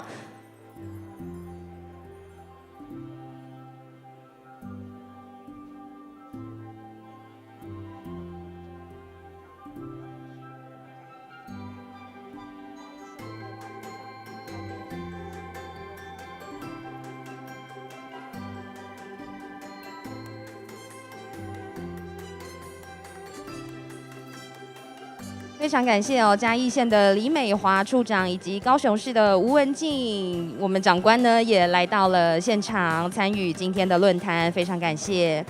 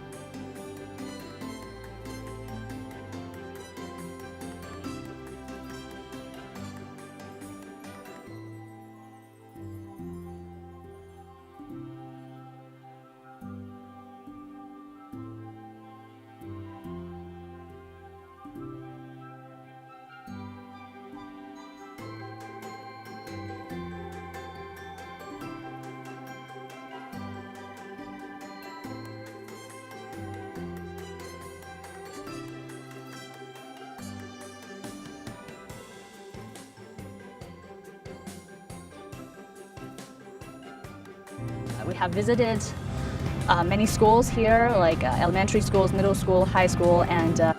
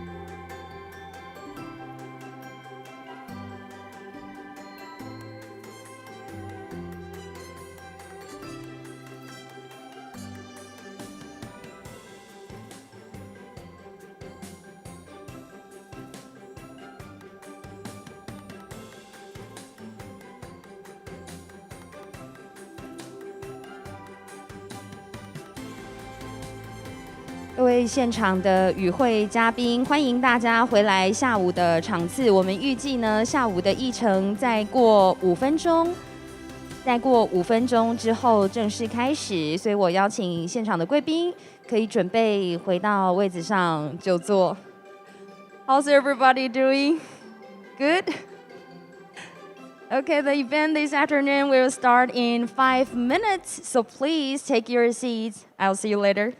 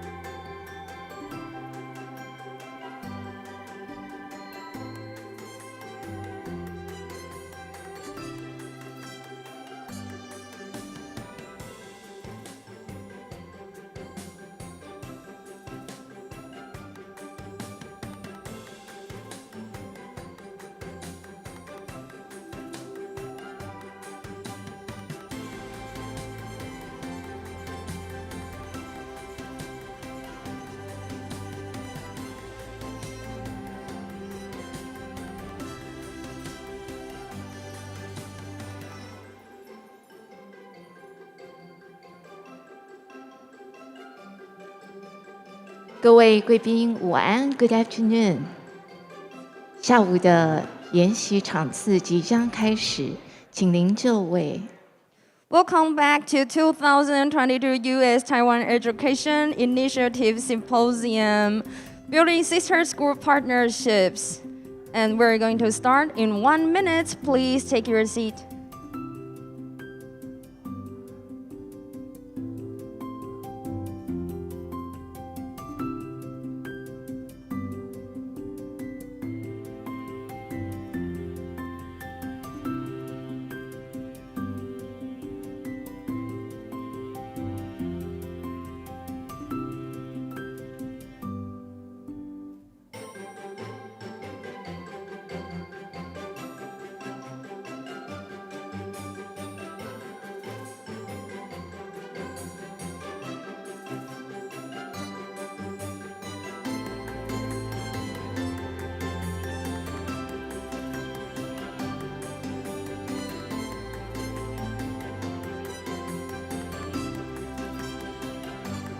各位嘉宾午安，下午场次主题为国际教育展望。我们很荣幸邀请到姐妹市学区长以及校长，要与我们来分享对于国际交流的经验与期许。Good afternoon. Now we move on to the section Prospect for International Education Exchange. Please welcome the moderator, Mr. Randall Nadul, Executive Director of the Foundation for Scholarly Exchange, Fulbright, Taiwan. 我们来热烈欢迎富尔布莱特学术交流基金会执行长 Randall Nadul. Thank you so much. Good afternoon, everyone. 大家好，大家下午好安。很荣幸代表学术交流基金会富尔布莱特来参与这个研讨会。我们富尔布莱特已经在台湾65年，然后我们会派台湾的学者、老师、学生到美国去学习做研究，然后也会请美国的教授、研究生、老师来台湾。我们的 ETA program 英语教学助理计划已经成立了20年了，这是我们第20年。从宜兰开始，我们现在在13个县市，然后会支持台湾的双语国家的目标。我们现在13个县市，今年有超过150个 ETA， 超过60个 ETF， 总共有200多英语教学助理在台湾的国小国中。I'm very honored to represent the Foundation for Scholarly Exchange, Fulbright, Taiwan, at today's event. We, at Fulbright, we have scholarships to 160 countries worldwide. And in Taiwan, we have a very large commission sponsoring American professors and students to come to Taiwan, and sponsoring Taiwanese scholars and students to the United States. This year we have 150 English teaching assistants from the United States in 13 cities and counties in Taiwan, as well as more than 60 advanced English teachers. So we have a very, very large and active English teaching program in Taiwan to support Taiwan's ambitious goal of becoming a bilingual nation by 2030. Thank you so much to AIT for organizing this event, along with the Taoyuan city government. It's really an honor to be part of it as the moderator for this afternoon's session. One thing I learned from this morning, well, two things. One is that the earlier we start international education, the better, with the young kids learning to understand the world and have some direct experience with people from other countries. That's number one.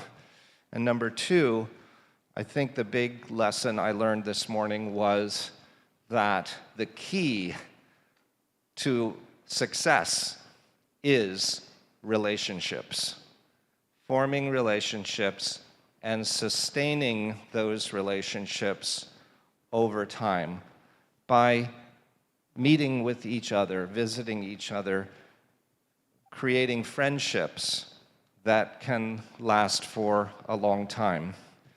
And as you Americans will discover or have already discovered, Taiwanese are very, very friendly. 台湾人非常热情. And so it's easy to form those friendships, those relationships. So today is just a platform, a beginning for that. And we have some great examples of what I just mentioned in the speakers who will present in the next hour. And I think we will be inspired by their experience to share with us best models for collaboration and for international education. So, our first speaker this afternoon, Dr. Griffin, is from the Garland, Texas, Dallas County School District.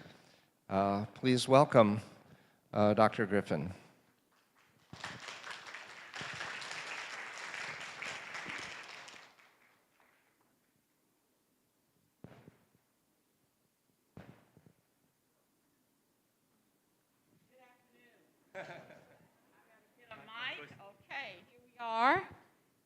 And here we are. I am indeed honored to have been invited to attend this symposium. And when we talk about relationships, my whole presentation is around relationships. That's how we got started with the Sister City Agreement. And I think you can see it in my cover page here. We have been doing work with Nakon High School, and they thought so much of us, and we had such a great relationship that they sent us, our school districts, masks, gloves, and goggles. And so that's what I'm excited about. And we have labeled our program Garland ISD Taiwanese Student Ambassador Cultural Exchange Program. One of the things of being a school board member, I came out of corporate America. I'm a management consultant now, and I sit on the Garland School Board. And the school board is the governing board of a school district. And one of the differences is all of us are independent school districts. So we each have our own sets of trustees and rules and budget.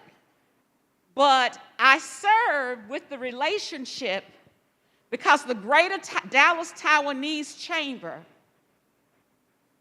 had seen me in the community for a number of years and called me and said, we need help on this educational piece to complete our Sister City agreement. And so, being an African-American professional woman, that was interesting to me because as our cities have changed, we always want to say our cities in the states have changed. No, are changing. No, they've already changed. Our demographics and everything has changed. So if education is going to truly be that passport to the future, that means every graduate that walks across that stage must be prepared for their life's journey, whether it's through a career or whether it's through college or military service. So for me, this is my educational philosophy because I fundamentally believe that all students can learn. And if we set high expectations, the students will basically learn. And in the States, when you talk about academic gaps, they are always centered around students of color. So our connection 6 years ago was made with the Greater Dallas Taiwanese Chamber. And we have only been successful because we have worked together very closely. I want to take you on a journey. We have visited many schools here, like elementary schools, middle school, high school, and the kids see a lot of different aspects that the school do that is different from what we do back in Taiwan. And also the food here, they enjoy them a lot. I think the biggest hope is that they can learn to respect different culture. And because they stay in the host family and live with them for these 10 days, I think they will learn a lot of differences, and they will get to respect those differences and also make some lifelong friends.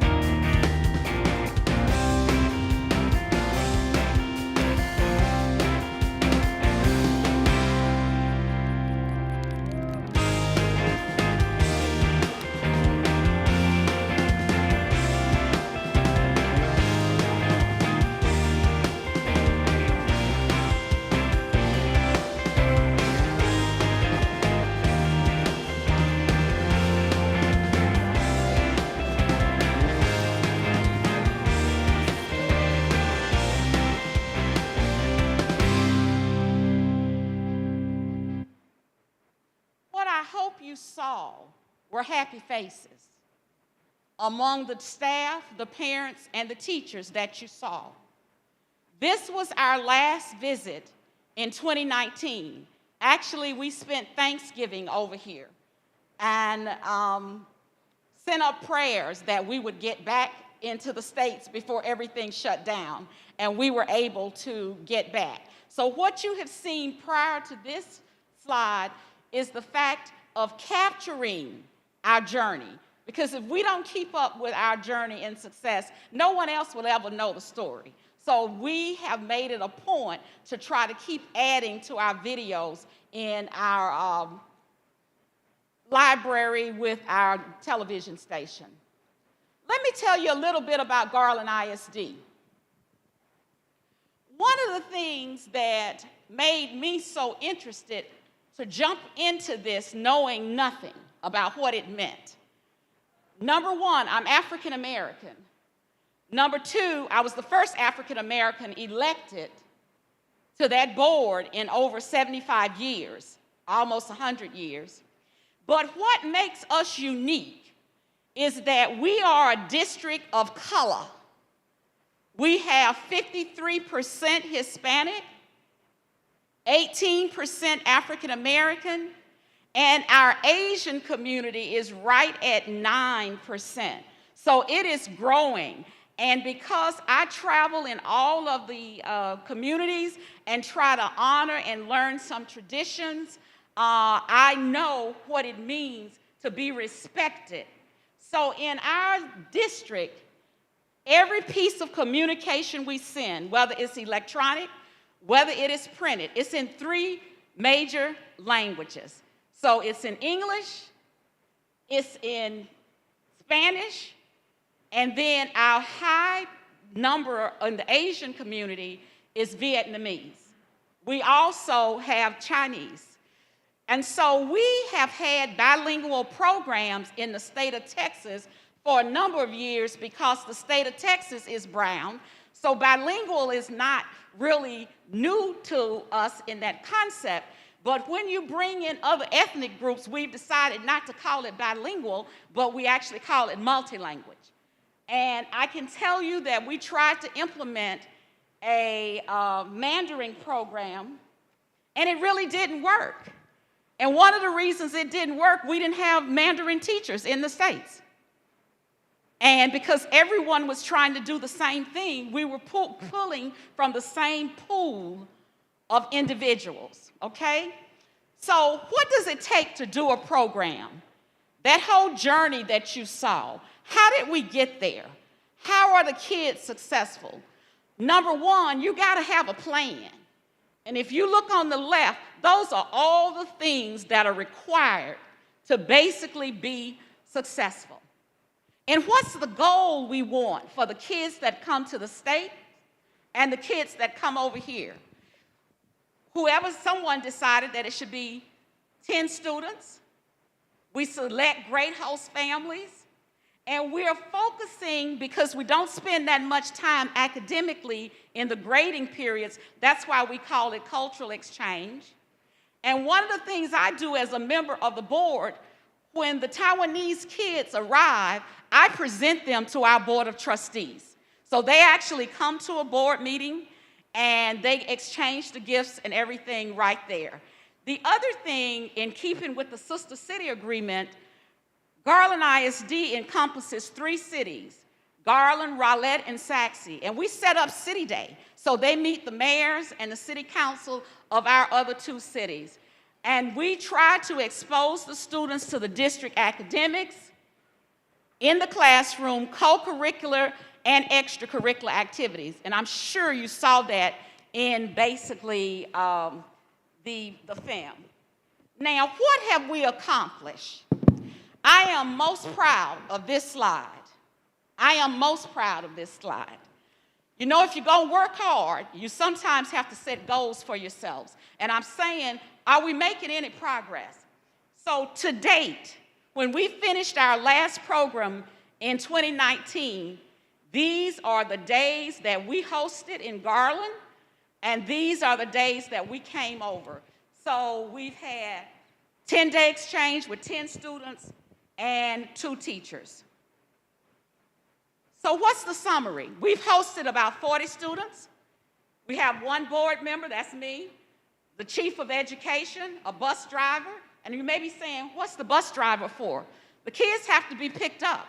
So one of the things we learned was they may be staying in host families, but we needed to get them for breakfast every morning. And so we actually allocate one of our buses and a bus driver for the whole 10 days, and those are the other people that's on the committee.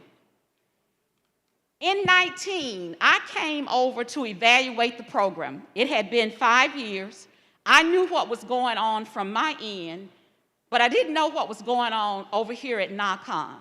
So I came, I was able to meet with several of the departments and the ministers, and we got back to Dallas. I wrote a summary update for the Greater Dallas Taiwanese Chamber. But the one thing that we figured out at that trip, we saw it in 18 when they visited us, we must ask the kids, what do you think about this program? So we put a Google Doc together, and they had to complete it so that we could basically move forward.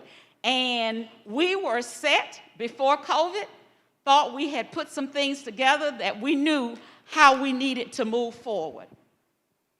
Here are our challenges. COVID interruption. Why do you think student cost is there? In the States, the school district is in charge. The city of Garland is not going to help send a child over here in this program. You already seen our demographics. I'm not going to send just one race over here. So when you come, and if you're representing our school district, then you need to represent our student population. The host families. you know, some people are at a different wealth level than others, so we have to monitor that. And here is the biggest kicker for us, the excuse absent policy. Our students cannot miss more than 3 days. So therefore, they're coming either Thanksgiving break or spring break. Hotel costs, cultural outings. Many of them have gone to the Dallas Cowboy games. They've gone to the Mavericks basketball games, but that was left up to their host families. And our committee formation. Since 19, I have lost all of the people that have worked the program. When I came over, I presented to the Minister of Education a resolution that I asked the board to do. And I basically said, do we want to continue this program? And do we want to improve it? And to get that, we passed a resolution on the 27th day of 2019. I brought it over here and presented it, signed by our president, me as the liaison, and our superintendent. Our board is committed to the deals, but what do we do and how do we overcome the challenges that basically are before me? I hope you have learned something and got an insight to the wonderful school district of Garland. And I say to us as adults, it is not about what kids do, it's about what adults do. We are responsible for their education. So if we want to change education, it's up to us. Let's look at what we need to do to transform this educational model for the world to become a better place where all of us can get along and have great relationships. It's been my pleasure. Thank you.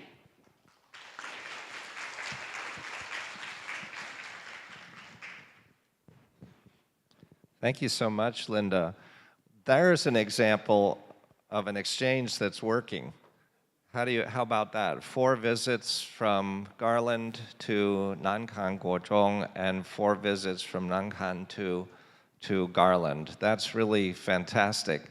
And it shows the importance of building those relationships and sustaining them. And hopefully we can jump over COVID, jump over the pandemic and start up this program again, and that other schools can follow this great example. Thank you so much for your commitment and for sharing that with us. Let's hear another example now of models of collaboration. This is from the state of Maine and the Maine Central Institute, and our presenters for this session are David Pearson and Arthur Fass. David and Arthur, will you come up and share your presentation with us? While they're getting ready, I think your PPT is here already, ready for you. So while you're getting ready, I would just like to underline what Linda was saying, that it requires a lot of people to work together to make these programs work. And sometimes it's complicated, and you need a person like Linda to bring everybody together. But I think every community has a person like Linda. Maybe not quite so dynamic, but someone who says, yes, we can do this. Let's get together. Okay, David and Arthur, take it away. Good afternoon, everybody. I hope you can all hear me. Yes? Thumbs up? Excellent. Speaking after lunch is always a challenge. I hope you had lots of coffee so that you can stay focused. And I want to just start by saying it really is an honor and a privilege to be here amongst you. And thank you for this opportunity to present today.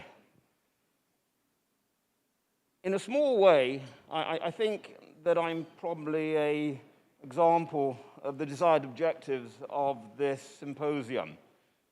Building international relationships, partnerships, and by implication, breaking down ethnocentric prejudice and fostering a global commons in addressing what are serious and real planetary problems. I have two passports. I have a British passport and an American passport. So I speak two languages, both English and American. The reality is, though, when I go back to the UK, my sentence structure and syntax and my inflection is so confused now that everybody actually thinks I'm Australian. They can't quite work out where I'm from. So it's a small world. Again, that is a reality. I was sat with Paul Magnuson at lunch today, and we both have common friends. He's in Switzerland, I'm in Maine, and we know two individuals, and we've never met each other before.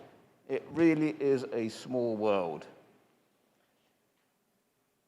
Following a military career, I've been in education for 22 years, both in teaching and administration, and I've been the head of school of 3 American boarding schools in that time.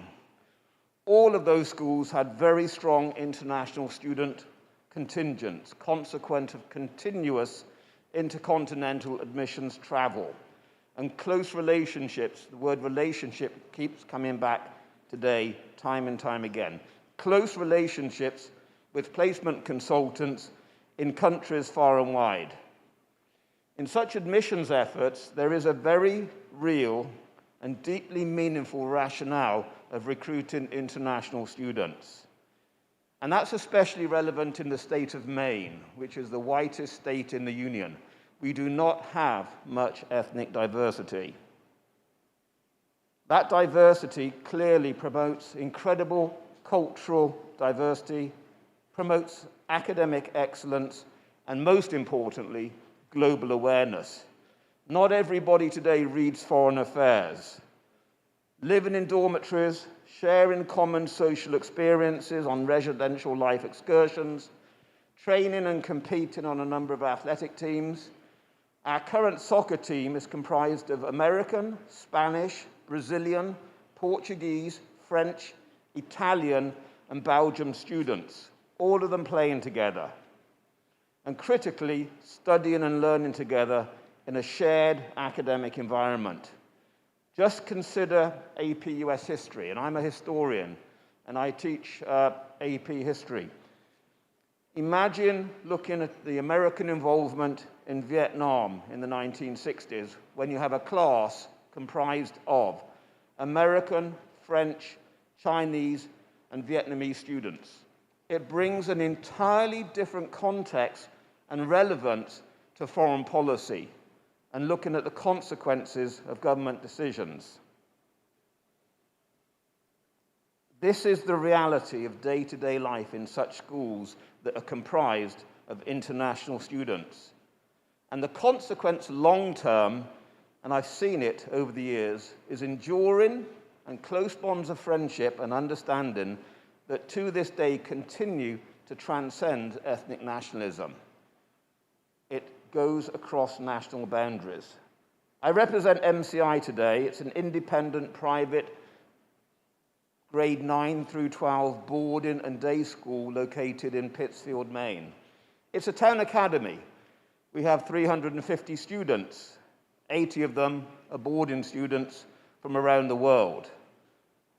It is private but serves the public need. The students that are with us also come from the local towns, which are exposed on a day-to-day basis of our wonderful international students, where they learn about different histories and different cultures. It's multicultural, diverse abilities and interests, rigorous college academics, career preparatory. More importantly, it's safe and nurturing, and students are determined to develop within the community self-esteem, the necessary academic skills for forward momentum, and social responsibility. And within that, we have a mantra of global citizenship and lifelong learning.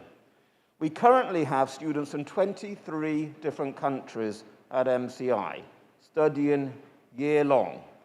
Our administration is international. I am English, Arta is Estonian, and my director of admissions is Chinese. We also have a thoroughly professional ballet program whose director is Russian. In previous schools I've served, We've established trimester partnerships on an exchange basis with countries and schools in the UK, France, South Africa, and Bhutan. When a donor wanted to build us an ice hockey arena at a previous establishment, we went to Finland, Sweden, Canada, recruiting hockey players. Again, in a nutshell, international connective education is a win-win situation, and we are utterly supportive of any relationship and program that brings together the youth of different countries in a safe and purposeful way. And we will and continue to pursue all opportunities. So what have we been doing with Taiwan, given that we are global and that we have students from all over the world? Because we think it's important not to have students from just one country, but from many countries. We have, in collaboration with our good friends, Lincoln Management Consultants, established at MCI a 3-year online dual diploma program with schools in Taiwan. This culminates in a full MCI diploma and graduate status. The structure is straightforward, and I won't steal Archer's thunder by outlining it here, but he will in a few minutes. What I can say is it is absolutely incredible and amazing. It culminates with an in-person summer STEAM program in Maine, where our Taiwanese students come to us for 4 weeks. And they're accompanied by chaperones from their schools on a 1 chaperone per 10 student basis. Currently, as I stand here today, and we have some students in the room who were with us last summer, we have 200 Taiwanese students from 12+ schools enrolled in our DEP program, each of those relationships cemented by an individual memorandum of understanding. And over the next few days, Archer and myself will travel to 9 of those schools and visit them. It's a really strong, powerful relationship. When those students graduate, they will get a diploma and they will be MCI alumni, and they will be a continuing part of our school family forever. As I say, we're international. One of our trustees is Korean. What I've found in these schools around New England is that for such programs to work requires dedicated individuals, first and foremost, who are in it for the long term. It's not just a punch the ticket to move on to the next position. People involved in international programs are absolutely committed and dedicated to them. I've also found that we need buy-in from all of our constituents, all of the other administrators, all of the other teachers, all of our support staff, including our Board of Trustees, in order to develop a shared sense of purpose and consciousness in delivering such a multifarious program. Forbearance is also important in such programs. We are connected technologically. Technology doesn't always work. When it doesn't, take time, breathe out, because time zones are a factor, so you have to be flexible and work the problems together. And most importantly, don't give up if you hit a glitch. At MCI, we have a simple philosophy. This year must be better than last year, and next year has got to be better than this year. We can't do anything about yesterday. We can definitely do something about tomorrow. So the only direction we're looking is forward, and it's an international forward. And in that endeavor, again, I want to emphasize the close personal relationships that must be established. That means face-to-face meetings and travel, so that the relationships are tactile. They're not just an email or a face on a Zoom screen. You have to be able to shake the person's hand, look them in the eye, and show them and tell them face-to-face what you're doing to build up trust and encourage engagement. So again, travel, very important. We believe that the strong and personal relationships are definition of program success. The future for us is unwritten, but what we're finding is there's such a demand for international programs that we're looking beyond our own campus, and we're looking at concurrent programming. So while we're running international STEM summer camps, They're co-joined with some of our other camps that are taking place in the summer, including a ballet program, a pre-professional ballet program. Last summer, when all of our Taiwanese students came to visit us, we took them to see Giselle, the ballet. Many of them had never been to the ballet, in addition to many other things which Arthur will highlight in a few minutes. So facilities are a reality, and we're likely to take over a college campus as well this coming summer to facilitate that. And finally, I would urge, as you go into these discussions about sharing students and signing MOUs and looking for partnerships, you've got to be flexible. This cannot be a zero-sum situation with winners and losers.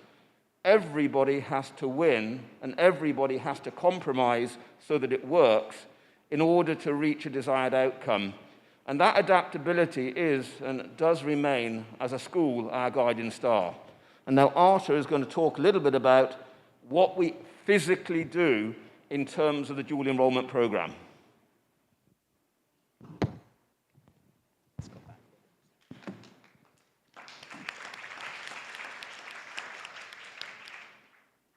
Well, hello.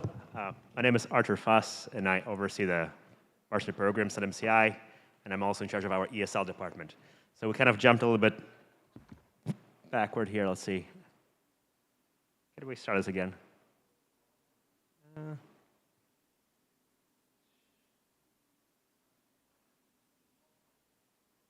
you help me? Yeah.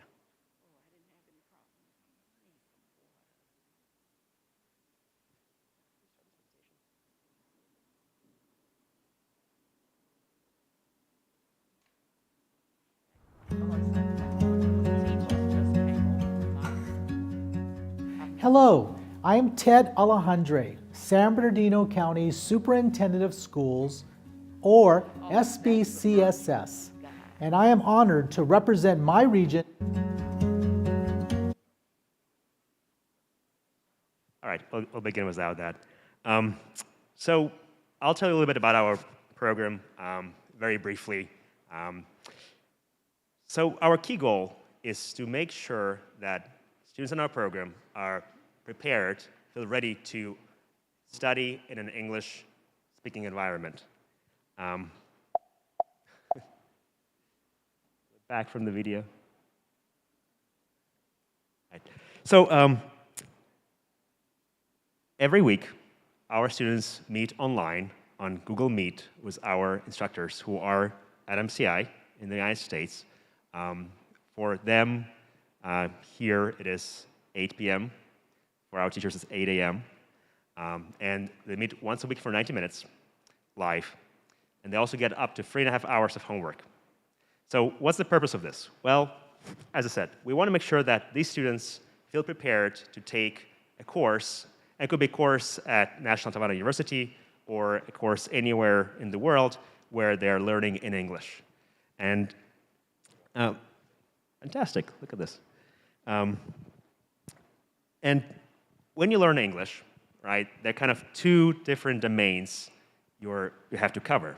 On the one hand, there's this daily language, small talk, like, hello, how are you? I'm wearing a jacket. I'd like a glass of water, please. So that kind of language you can pick up in your basic class. You can also watch movies. You can watch YouTube. You can teach it to yourself, or by traveling and living in an environment where people speak English. But then there's also academic English, which is quite tough to learn by osmosis. And we believe that you have to teach that in a very thoughtful, organized way. And we know that it works because we've done it for many years at MCI, and we're also doing it now online. So what does it entail? Well, the key tool of a student is writing essays. Like if you go to college or university, you have to express your ideas in a written form. So we teach our students step by step, very carefully, how to write an academic essay in English, how to write an introduction, thesis, how to write a body paragraph, topic sentence, examples, supports, doing online research, citing sources, avoiding plagiarism. So step by step, we build to that. Of course, we also want to make sure that they feel comfortable sharing ideas in English. So we make presentations, we ask questions, we encourage them to speak in class so that they begin feeling comfortable expressing ideas in English. We also learn academic vocabulary, so the words that you would normally encounter in daily language, but this is the kind of words you need to understand in the New York Times article or the Economist article. So it's a very thoughtfully organized program. We don't have too much time, right? We have 90 minutes a week from August until June, but we think that, and we've seen that you can accomplish quite a lot if you approach it in such a thoughtful way. So we prioritize academic English, and by the end of the program, students must feel prepared to be in an environment where they're learning in English. And again, they could be at a boarding school, they could be in college, they could be in college here in Taiwan or anywhere in the world where they have to learn in English. And that's very, very important. But then all of this culminates in them coming to MCI for the summer program. And you've seen the slide for a while now. So students come to Maine for 4 weeks, and every week there's a new module, 3D printing, aviation, health sciences, robotics. And the key principle there is that they stay very, very busy. From 7 a.m. in the morning till late at night, they're always doing something. We kind of looked at our regular school year experience, and we condensed all of those things into one summer experience that, in my experience, the way I see it, the students do as much or perhaps more in the summer program than they do during the school year. Some students do during the school year on campus. They're truly always busy. They're taking classes. They're doing these awesome activities in the afternoon, salsa dancing, fencing, TOEFL prep. On weekends, we take them rafting, hiking. We take ferry rides on beautiful Maine lakes. We go to Boston. We visit Harvard. And again, every week there's a new topic such as aviation, robotics, anatomy. So all of this is very, very exciting. And I think the best way to summarize this for you would be to watch this video together.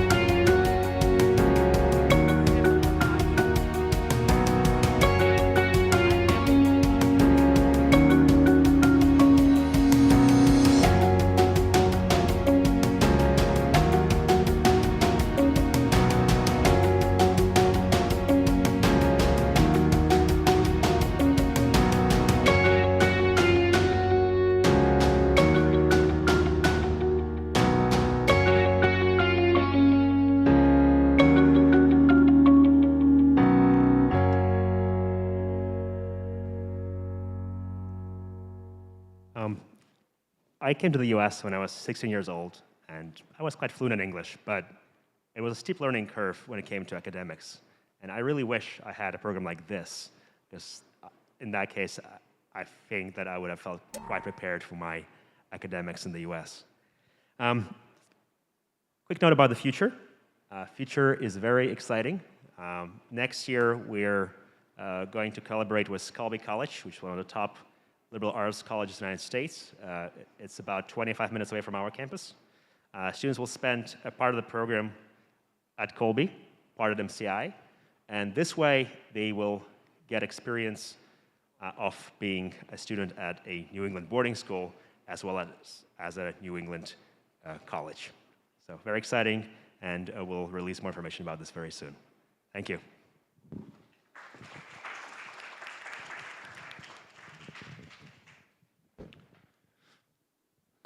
Thank you so much. What a wonderful opportunity that would be.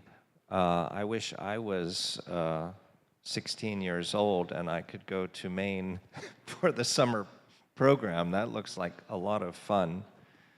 I believe we now have a video introduction from San Bernardino County School District in California. And let's proceed with the video. And start to prepare your questions, please, for our panelists.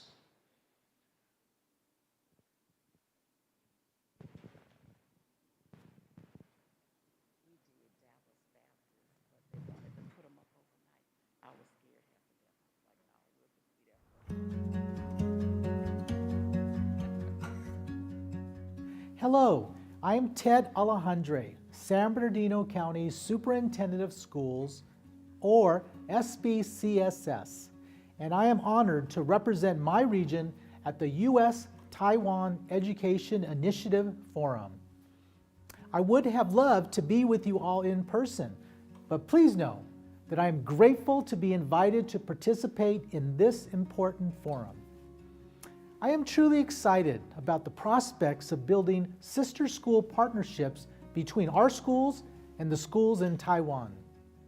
With nearly 400,000 students from every culture and ethnicity imaginable here within San Bernardino County, developing our partnerships with the U.S.-Taiwan Educational Initiative will build a cultural bridge between our two societies. It is important that we provide opportunities for cultural exchanges, whether they take place in person or virtual. We look forward to having conversations so that we can each share best systems and practices and also share some of the unique programs we each have for our students. We have very passionate educational leaders here in our county. Here, we promote global citizenship and embrace diversity. I am proud to introduce you to one of our leading educational voices, the President and CEO of the Lewis Center for Educational Research, Lisa Lam. Hi, I'm Lisa Lam. I'm the President and CEO of the Lewis Center for Educational Research. I am thrilled to join San Bernardino County Superintendent of Schools and the U.S.-Taiwan Education Initiative Forum. The mission of the Lewis Center for Educational Research is to ensure student success in a global society through data-driven and research-based schools and programs that are safe, innovative, and culturally inclusive.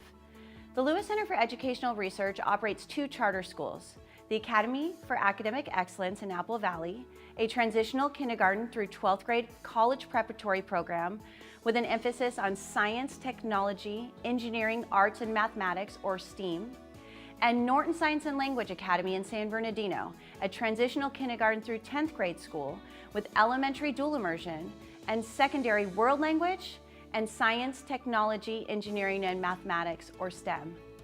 The Lewis Center for Educational Research has a long history of valuing the instruction of Mandarin in our schools. We are looking forward to expanding our past experiences of global student exchanges with this exciting new partnership with schools in Taiwan. At the Norton Science and Language Academy, Mandarin is one of our primary languages. As we continue to build out our high school program, we have a strong commitment to engaging in this partnership to prepare our students for the global society of which they are members. Thank you, Lisa. I would now like to introduce you to one of our phenomenal teachers here at SBCSS, who serves our special education students in our high desert region. She happens to be from the same region as this forum, Taiyuan, Taiwan. Please welcome Effie Chen. Hi, my name is Effie Chen. I'm a special education teacher at San Bernardino County Superintendent of Schools, or SBCSS, currently serving students with moderate severe disabilities.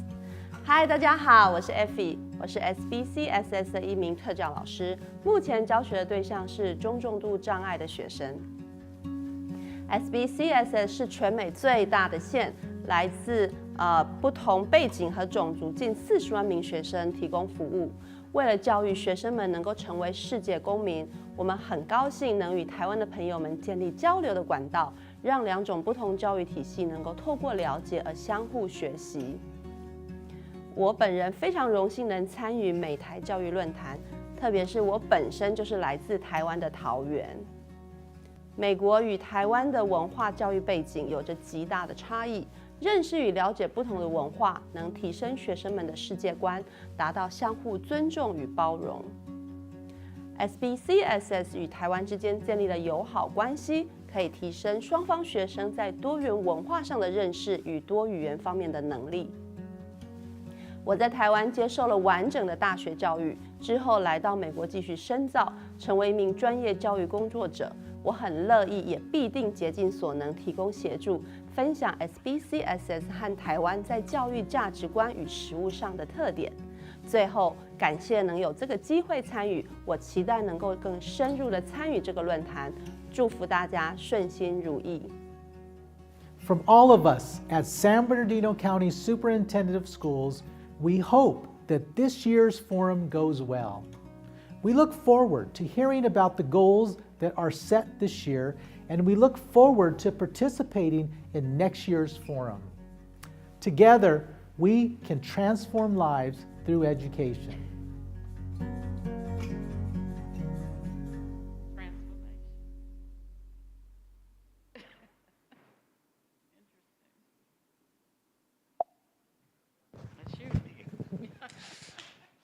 All right, that's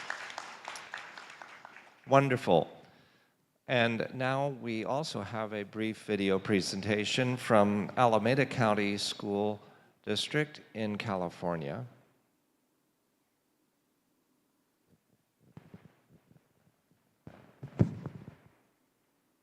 County Superintendent of Schools. And it is my pleasure to be able to tell you a little bit about what we do. It was one of my great honors to be able to host 2 times the Taiyuan City Department of Education at the Alameda County Office of Education. It was such a privilege to be able to address your great group of educators and really compare what our 2 systems do. And I'm really proud also that we're able to be sister cities or sister counties across our countries. And I think that there's tremendous learning to be done on both sides. So it was absolutely has been one of the highlights of my career to be able to learn more about what you do and to host you here in Alameda County. So today I am here addressing, I believe, a larger audience about what the Alameda County Office of Education does. As county superintendent, I oversee the 18 school districts within our county. That constitutes about 225,000 students under the purview of the Alameda County Office of Education. We have students who are in our regular districts. We also have students who are beyond those numbers who are in our charter schools, and also included in those numbers are our students in alternative ed programs who are students who need a different learning environment to be successful. The Alameda County Office of Education runs those programs as well. We also run over 200 programs that benefit teachers and leaders throughout the county in education. The other responsibility I have as County Superintendent of Schools is to oversee the budget and academic plans of the 18 school districts, as well as oversee the operation of the 13 charter schools that the Alameda County Board of Education has authorized. So I am an elected superintendent. There are 58 counties in the state of California and 58 county superintendents, and 53 of us are elected to this office. And as an elected official, I am tasked with, and really as the educational leader in the county, tasked with overseeing the function and operation of those districts as reflected in the budget and academic plans. Each district is autonomous. They all have their own boards and own superintendents, but I convene them once a month, our superintendents, as well as our heads of academics and the heads of business services for each of these districts. So the work that we do at the Alameda County Office of Education is extremely vital and impactful for our districts. The newest opportunity that we have to lead for is what is called the Community Schools Initiative, which by definition takes school districts and says to them, enlist the help of your community and your partners to make sure that the students within your district are successful.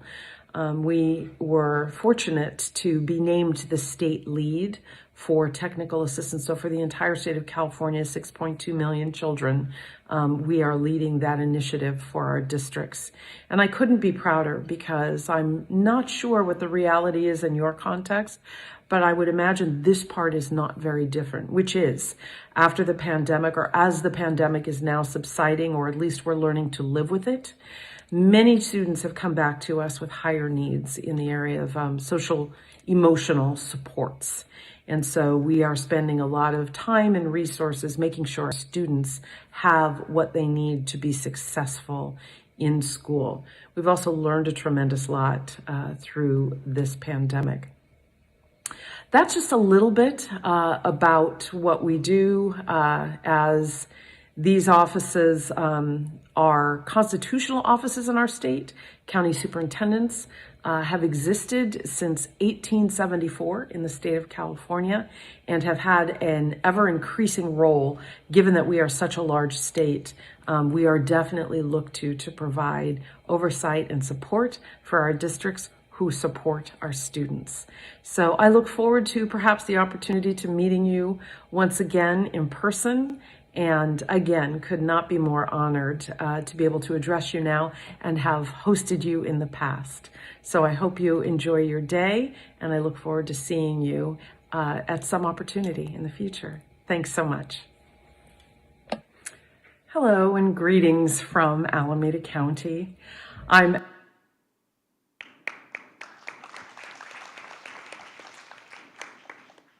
All right.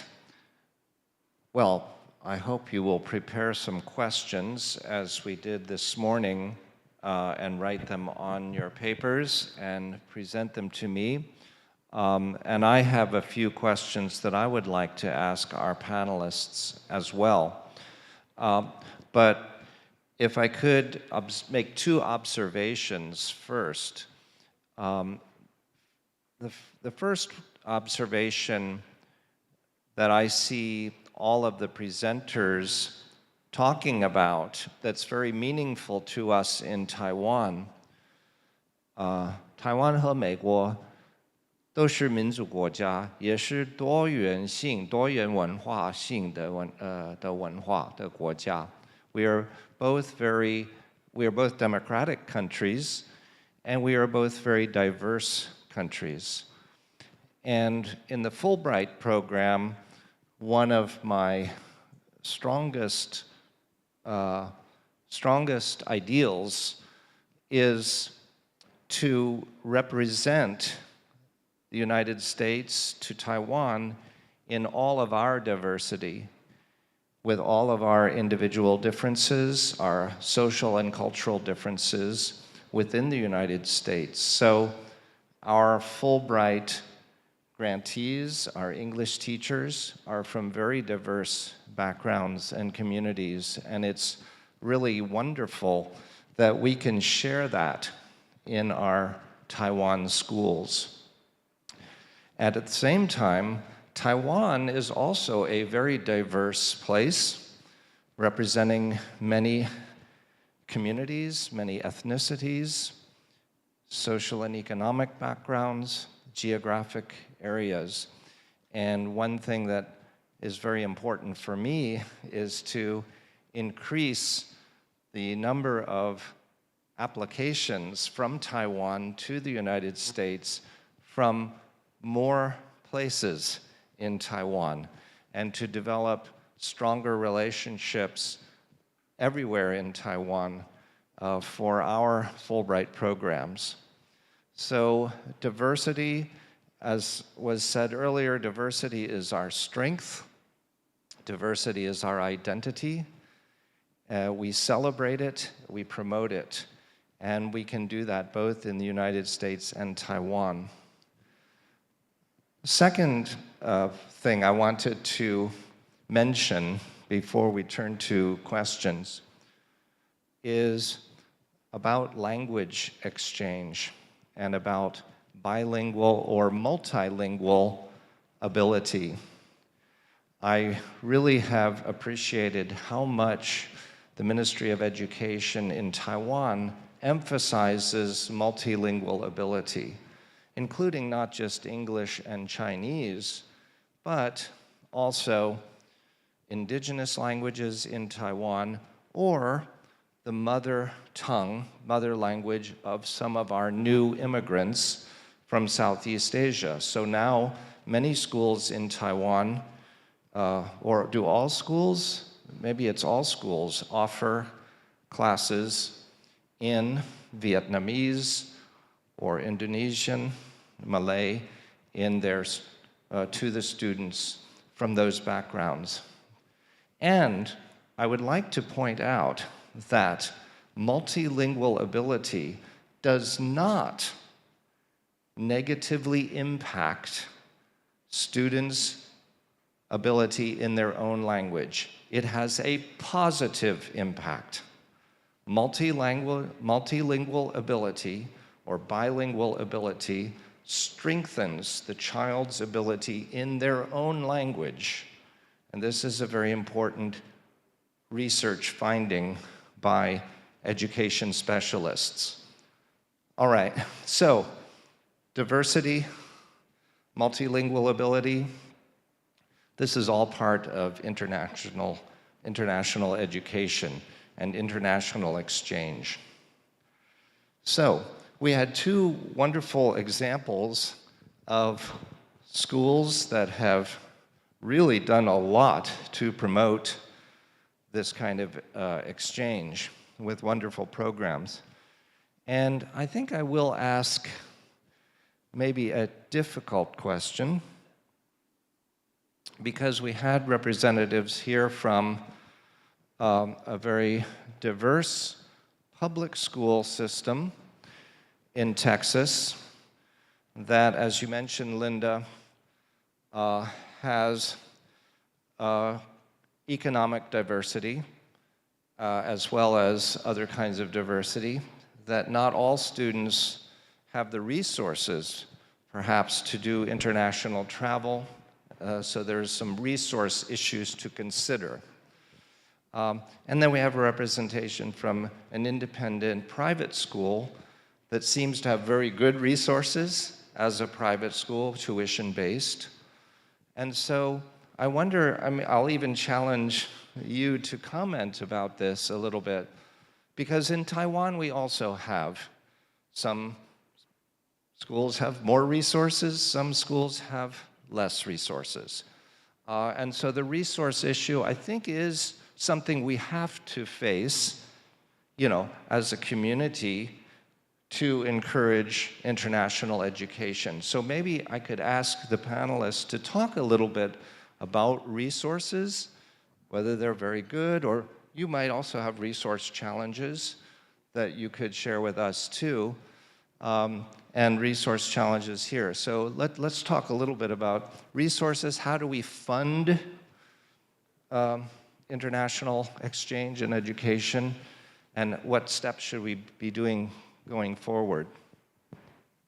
Thank you for the question. One of the things that I discovered, we're so busy in the school districts trying to develop and implement new programs that we forget to include our communities. Just because the cities don't have any authority over us does not mean that they wouldn't get behind us and support the program. So when I made the decision using some formula or whatever, you saw our profile, I was like, each one of our ethnic groups must be in that 10. I didn't decide how we were going to do it, and we developed an application process for our students. So we put it on our web page, and the students had to apply. We didn't talk about funding or anything.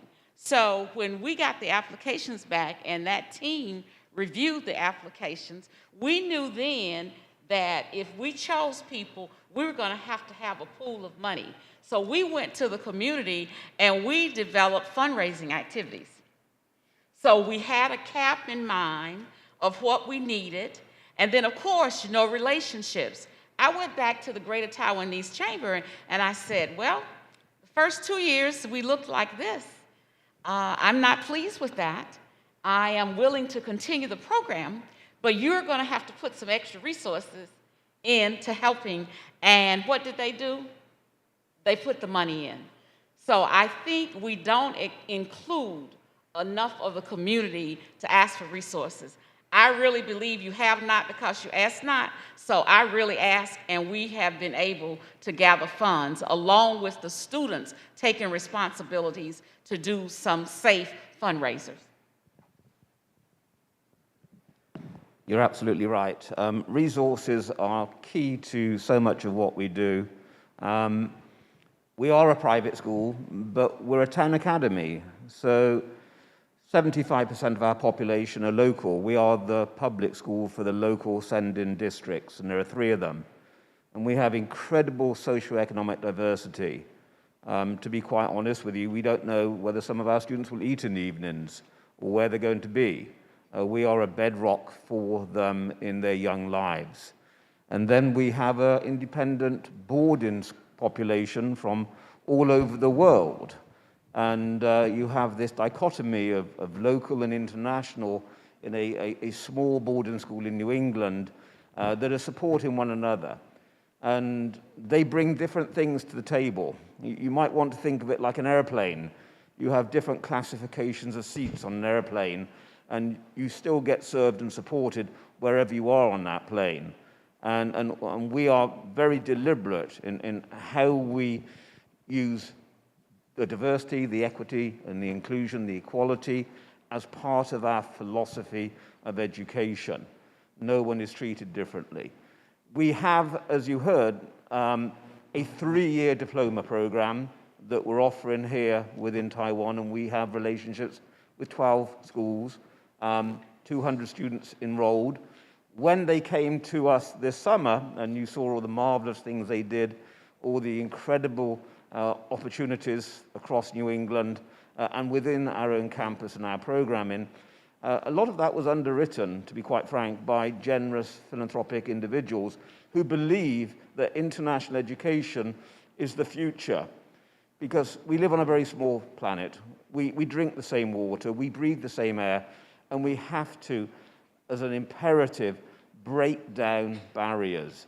And the way a lot of our friends see this is bringing people together, having those shared experiences, developing understanding, and it's going to be cumulative. It's going to gather a momentum of its own. And it's become symbiotic. The local students and the international students and our Taiwanese students online become part of a family.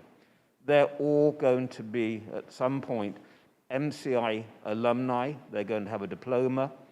They're going to be part of our network for the long term. And as I mentioned in my presentation, what we're seeing over the long term is those friendships are transcending all of the challenges we're facing. And that's why we're making this investment, not just serving the local, but the international, We have friends and helpers who are going to support us. And our resources are also finite. So what we're doing actively is reaching out to other organizations and other institutions and having conversations and becoming partners, not just together here, but on almost a bilateral basis within the state of Maine, networking. And we're circumventing some of those very real challenges. Thank you. And if I could answer my own question also, we have other ways we can celebrate our relationships that don't require very much money. I noticed with Garland School District, their video, a lot of the fun and exchange that the students were having didn't cost any money at all. And we can share in a lot of ways with each other by putting the money where it should go, which is getting people together, but then let the teachers and students interact with each other, and they will learn a lot without having to spend very much. One thing I think I should point out, AIT has sponsored this event along with the Taoyuan city government, and I'm hoping that our representatives from Taiwan schools and Jiaoyuchu, the local education ministries, will take advantage of this opportunity to contact these schools in the US, the representatives here, because they really want to have partnerships with you. And I know that, I believe that AIT has the contact information for all of our presenters, or you have it in your materials.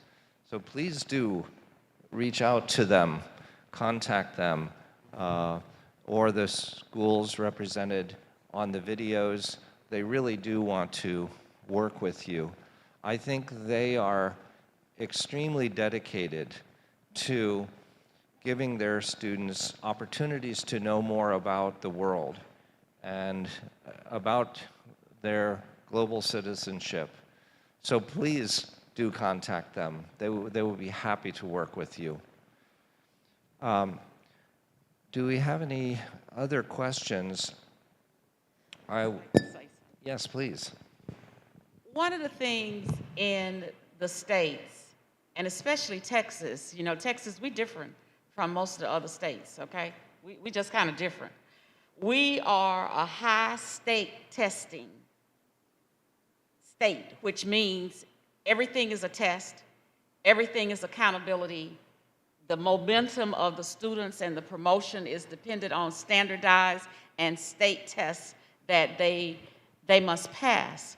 One of the things that I struggle with, because I'm a trustee, I don't do day-to-day work, not supposed to, and I have two responsibilities: to build the budget, to hire the superintendent, to evaluate him, and then they get the work done.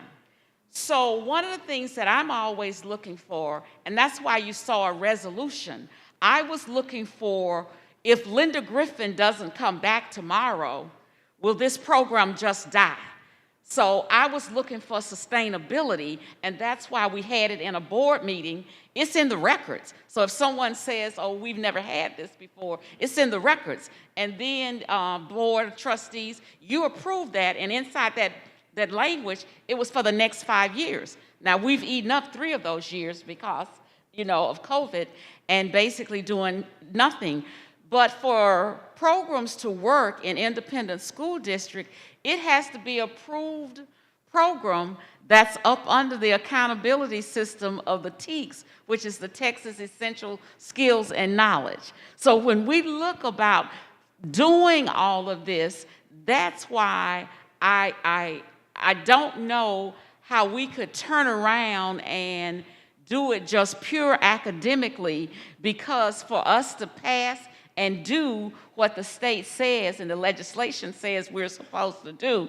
We have certain guidelines. And so we have to find a way how to bridge those accountability systems across the countries so that kids don't feel like they're losing time or whatever.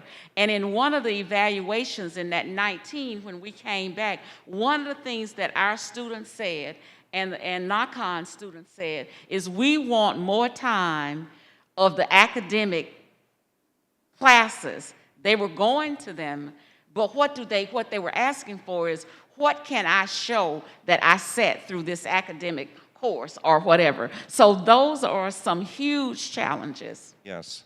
I think Taiwanese teachers face the same challenges. There are a lot of tests in Taiwan, a lot of examinations at every level. So integrating these programs with the exam system is challenging. But I think it can be overcome, that we can do a good job of integrating the academic with the experiential, and but it's a shared challenge. In conclusion, we've had these great presentations. I would like to mention one other program that I would like to promote briefly, and that is Mandarin education. We at Fulbright and AIT are sponsoring, along with the Taiwan 教育部 and the 侨委会, promoting Mandarin education in the United States. So there are many opportunities. At Fulbright, we have the FLTA program, Foreign Language Teaching Assistant, 华语教学助力计划. I have 39 Mandarin teachers in the United States this year on Fulbright Awards. The Department of State through AIT has a program called TCLP, Teachers of Critical Languages Program. We have 9 Mandarin teachers in the US this year. It's our first year of the TCLP program from Taiwan. Before, it was coming from China.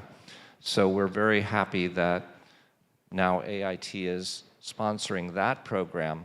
So for you teachers of English or of Chinese, please consider applying for 1 year to spend in the United States through the FLTA program, the TCLP program, or Ministry of Education or 侨委会 programs. Really, Taiwan is now the center of Mandarin education. The quality is excellent, and there will be more and more opportunities, and it will become more and more important for Americans to learn Chinese in the coming years. So please take advantage of one of those programs. In conclusion, please join me in thanking our presenters today for their very interesting comments and sharing. 再次用最热烈的掌声感谢我们的主持人 Mr. Nadeau, thank you so much. 我们也用最热烈的掌声感谢我们现场以及线上的讲者，好吗？是，非常感谢您 ，Thank you very much, Baby Pearson. And next we'll have a 20 minutes break. Your group photo, of course. 我们邀请我们讲者和主持人 Mr. Nadeau， 我们一起来一张合照。好，也请现场可以帮忙捕捉大家的画面。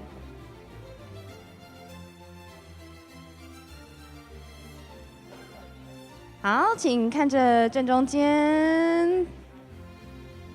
Okay, ready? 3, 2, 1. One more.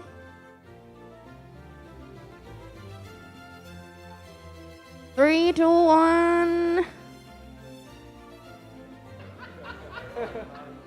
And next we'll move on to the 20 minutes tea break. 我们也邀请林明玉局长到台上和我们一起合照，好吗？有请。有请局长加入我们合照的行列。局长好，非常欢迎我们的林明玉局长。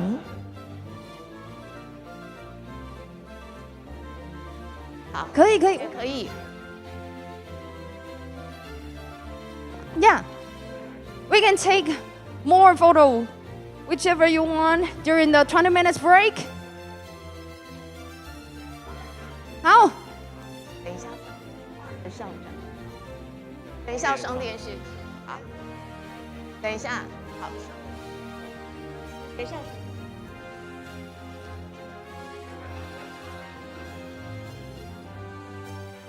接着我们要邀请中学参加学习的同学们，也请到舞台上加入我们合照的行列，好吗？好，那现在呢，我们在一边合照的时候呢，也进入了我们20分钟的休息的茶叙时间。我们双联的同学们有点害羞，也来到舞台上一起合影，好吗？好，那接下来呢，我们舞台上也会秀出待会儿呢茶叙之后的分组讨论。